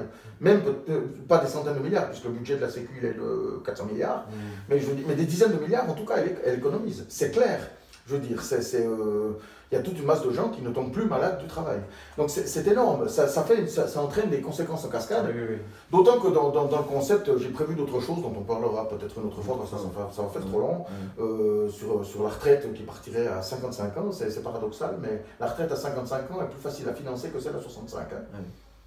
Seulement, il faut juste comprendre pourquoi. Voilà. Donc, il y a d'autres concepts que j'ai développés qui font partie du truc. Là, je ne fais qu'édicter le principe de base. Mais c'est là qu'on comprend que le revenu de base, dans ce cas-là, il s'inscrit naturellement dans l'économie. Il ne coûte non seulement pas plus cher, la question de son financement ne se pose plus, mais de combien il va rapporter. Parce qu'en réalité, on va redynamiser tellement l'économie qu'en réalité, le revenu de base, il ne représente plus rien. Il représente quoi? Il représentera, je l'estime à ce moment-là, à environ 11 à 13% du PIB. 11 à 13% du PIB sera dédié au revenu de base. Aujourd'hui, il va remplacer des aides sociales qui aujourd'hui représentent plutôt 17% du PIB. Donc il faut quand même le relativiser. Il va nous permettre d'économiser énormément d'argent. Et donc, de générer beaucoup de richesses. Et de générer beaucoup de richesses. Il va contribuer au développement du PIB. Et donc, comme on introduit progressivement, d'abord en introduisant le RSA pour tout le monde, le fait d'introduire le RSA pour tout le monde sans condition, donc ça veut dire on ne le supprime plus sous prétexte que la personne ne cherche pas d'emploi, va faire qu'on aura des gens qui seront plus stables dans la vie, donc ils vont plus de consommateurs qui vont mieux consommer. Et donc, ça fait une population qui est rassérénée, qui est tranquille, qui est tranquillisée, parce qu'elle risque plus de perdre son RSA. Donc déjà là, on a je sais pas, 2 dixièmes de croissance. Juste de donner le RSA à tout le monde, et puis de faire qu'il n'y a plus de contraintes sur le RSA, déjà on a 2 dixièmes de croissance. Tu supprimes les contraintes sur les chômeurs, tu gagnes encore un bon dixième de croissance, tu vois. Tu as gagné déjà 0,3% de croissance juste là-dessus. Puis 0,3% de croissance sur 2400 milliards de PIB, c'est pas anodin. Tu vois, je veux dire, c'est des sommes colossales quand même. On parle, c'est donc 1% de 2400 milliards, c'est 24 milliards. 24 milliards, 1%. Donc je veux dire, c'est énorme le potentiel. Donc ça fait que ça va extrêmement vite, on va très, très rapidement. Ça fait qu'on pourrait financer le revenu de base sur 5 ans, on va dire. Voilà. C'est une introduction progressive sur 5 ans. Au bout de 5 ans, tu as ton revenu de base. Et tu as introduit entre-temps, en parallèle, tu as développé la société qui permet à tous de contribuer. Et donc de contribuer, de développer, de participer au développement sociétal. Et bien sur ce, je pense qu'on va s'arrêter là pour aujourd'hui. Il y aurait bien sûr plein d'autres aspects à creuser et on aura l'occasion de refaire d'autres vidéos, bien sûr, sur des thèmes peut-être plus précis. Oui. Mais voilà, en tout cas, on vous a permis une introduction à cette vision systémique que propose Thierry. Et ma foi, je crois qu'elle a tout à fait sa place sur le courant constructif. C'est vrai qu'il existe des solutions techniques, il existe des solutions scientifiques, sociales, mais aussi il y a des visions globales qui existent, qui sont proposées. Parfois, on en voit passer des visions globales comme ça. Et Thierry, il en a une vraiment mature, cohérente. Et c'est tout un ensemble. Bien sûr, on ne peut pas faire le tour en 1 heure, même peut-être en 3 heures. Mais en tout cas, on est rentré dedans là aujourd'hui et on continuera parce que c'est très très riche et c'est des idées qu'on ne voit pas forcément ailleurs et qui ont été vraiment mûries à un niveau de réalisme très précis et ça c'est très rare, donc je te remercie pour cette interview. C'est un plaisir. Et puis, on va aussi faire des choses en commun dans le cadre du courant constructif. Et ma foi, je me réjouis que tu sois là. Il n'y a pas de renouveau sociétal sans le courant constructif. Il n'y a pas de courant constructif sans renouveau sociétal. Ouais. Ça ne sert à rien de diffuser les solutions s'il n'y a rien pour les mettre en place. Ouais. Et puis ça ne sert à rien de... Là, ça t'a parlé tout de suite. Hein. J'ai vu le courant constructif. J'en ai parlé à Thierry. Quelques minutes après, il y était. Hein. C'est le courant constructif, tel que tu le présentes, représente le pan spirituel et écologique qui manque à mon concept de renouveau sociétal, qui est rebutant. Quand tu vas sur la page de renouveau sociétal sur Facebook, quand on va sur le site web, c'est un peu moins rebutant, mais c'est seulement alors c'est moins parlant, c'est moins technique. Ouais. Alors du coup, si on veut de l'information, il faut vraiment aller sur la page, et c'est rebutant. C'est parce que c'est technique, ça parle que de pognon, que de chômage, que de machin, que de blablabla, fin du travail, le système politique qui gaspille, c'est pas passionnant. Alors que fondamentalement, renouveau sociétal est le mouvement le plus écologique qui existe, qu'on va monter. C'est le plus écologique. Ça veut dire qu'il va mettre en place un système écologique. Il ne va pas prôner de l'écologie, il ne va pas décréter de l'écologie. Non, il va faire l'écologie. Il sera écologique. C'est ça le truc. On va créer un système. On apporte la solution au niveau systémique. Voilà, c'est ça. Donc c'est pas au niveau moral, au niveau vertueux. Les verts ne sont pas écolos. Le fait de prôner, de mettre des éoliennes, d'aller à vélo, ça n'a rien d'écolo. Absolument, ça n'a rien d'écologique. Ça ne résout absolument rien.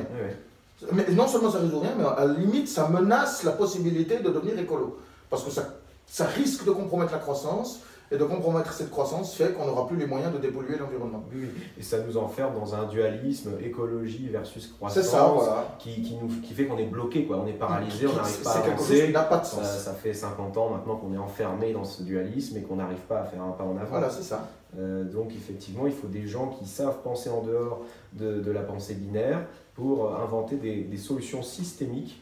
Et des solutions systémiques, j'insiste sur ce terme parce que c'est vrai que sur le courant constructif, on partage des pièces du puzzle. Et on a pour l'instant eu assez peu l'occasion de parler du puzzle global. Mais il faut bien voir qu'on a une vision, nous, systémique, où on vous présente telle pièce sur la capture du CO2.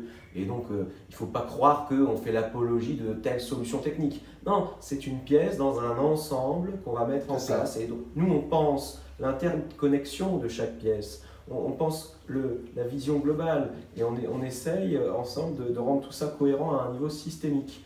Parce que le problème étant systémique, il faut apporter une solution systémique. Voilà, c'est ça, tout mais attention, solution systémique, ça ne veut pas dire quelque chose de métaphysique, etc. Non, c'est tout un tas de petites pièces de puzzle qui s'assemblent et dont il faut penser l'interconnexion. Et pour ça, il faut des penseurs complexes, des penseurs qui ont une vision holistique. Voilà. Et ça, c'est assez rare. Et donc, on a aujourd'hui Thierry qui nous a montré que c'était possible et qui fait preuve de cette intelligence systémique et holistique. Voilà. Donc on aura l'occasion de continuer toutes ces discussions avec un grand plaisir. N'oubliez pas que vous pouvez aller creuser tout ça en regardant déjà la LMC Today, qui est un travail colossal de 10 années. C'est quasiment 10 ans. Combien d'articles tu as référencés là maintenant, j'en ai perdu. Puisqu'on a importé mon Scoopit, j'ai commencé sur Scoopit, donc on les a importés, puis les liens qui sont tombés, en fait, on a le parseur a été programmé pour contrôler chaque article et puis faire tomber les liens, faire gicler les articles dont les liens étaient tombés. Et donc, je crois qu'il m'en reste 13 300. Voilà, donc. Mais pour les avoir, ces 13 300, tous les jours, pendant des années, je me suis colté entre 3 000 et 10 000 articles par jour. Oui, alors je ne les ai pas lus, je lis les titres, je définis, j'ai des moteurs de filtration, j'ai programmé des un article retenu, il y en a 10 qui ont été mis de côté. Et donc quand vous avez un résultat d'une base de données gigantesque avec 13 000 articles qui représentent des milliers de solutions, imaginez un peu le travail que c'est derrière, c'est unique, il n'y en a pas d'autres. On va s'associer sur ce projet de base de solutions, puisque moi c'était mon projet aussi, d'avoir vraiment une base de recherche dans laquelle on puisse faire les recherches dont on a besoin. Si on veut extraire les solutions qui existent au niveau des modes d'agriculture, on tape agriculture et la base nous sort toutes les solutions existantes sur ce domaine, on n'a plus qu'à étudier le résultat. Et ça, il faut que ça existe. Thierry, il l'a fait, il l'a construit, on va s'associer pour perfectionner tout ça. Et il n'y a pas que des solutions. LMC Today n'est pas que positif. Oui. On parle aussi du réchauffement climatique, de la pollution agricole. Voilà. Mais pour connaître cette base, il y a des milliers de solutions qui sont référencées. Alors certaines sont à des niveaux avancés, d'autres sont des pistes de découverte qui rendent possible quelque chose à l'échelle de 10-20 ans. Voilà, donc tout ça est pris en compte et c'est une vraie richesse. Cette base de données, elle existe.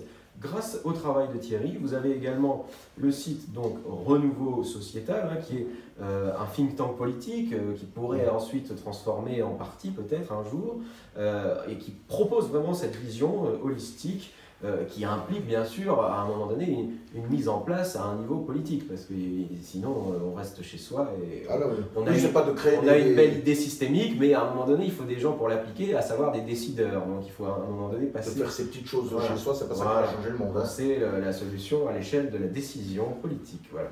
Donc vous avez ces deux sites. Est-ce qu'il y a autre chose qu'on peut regarder dans ton travail? Non.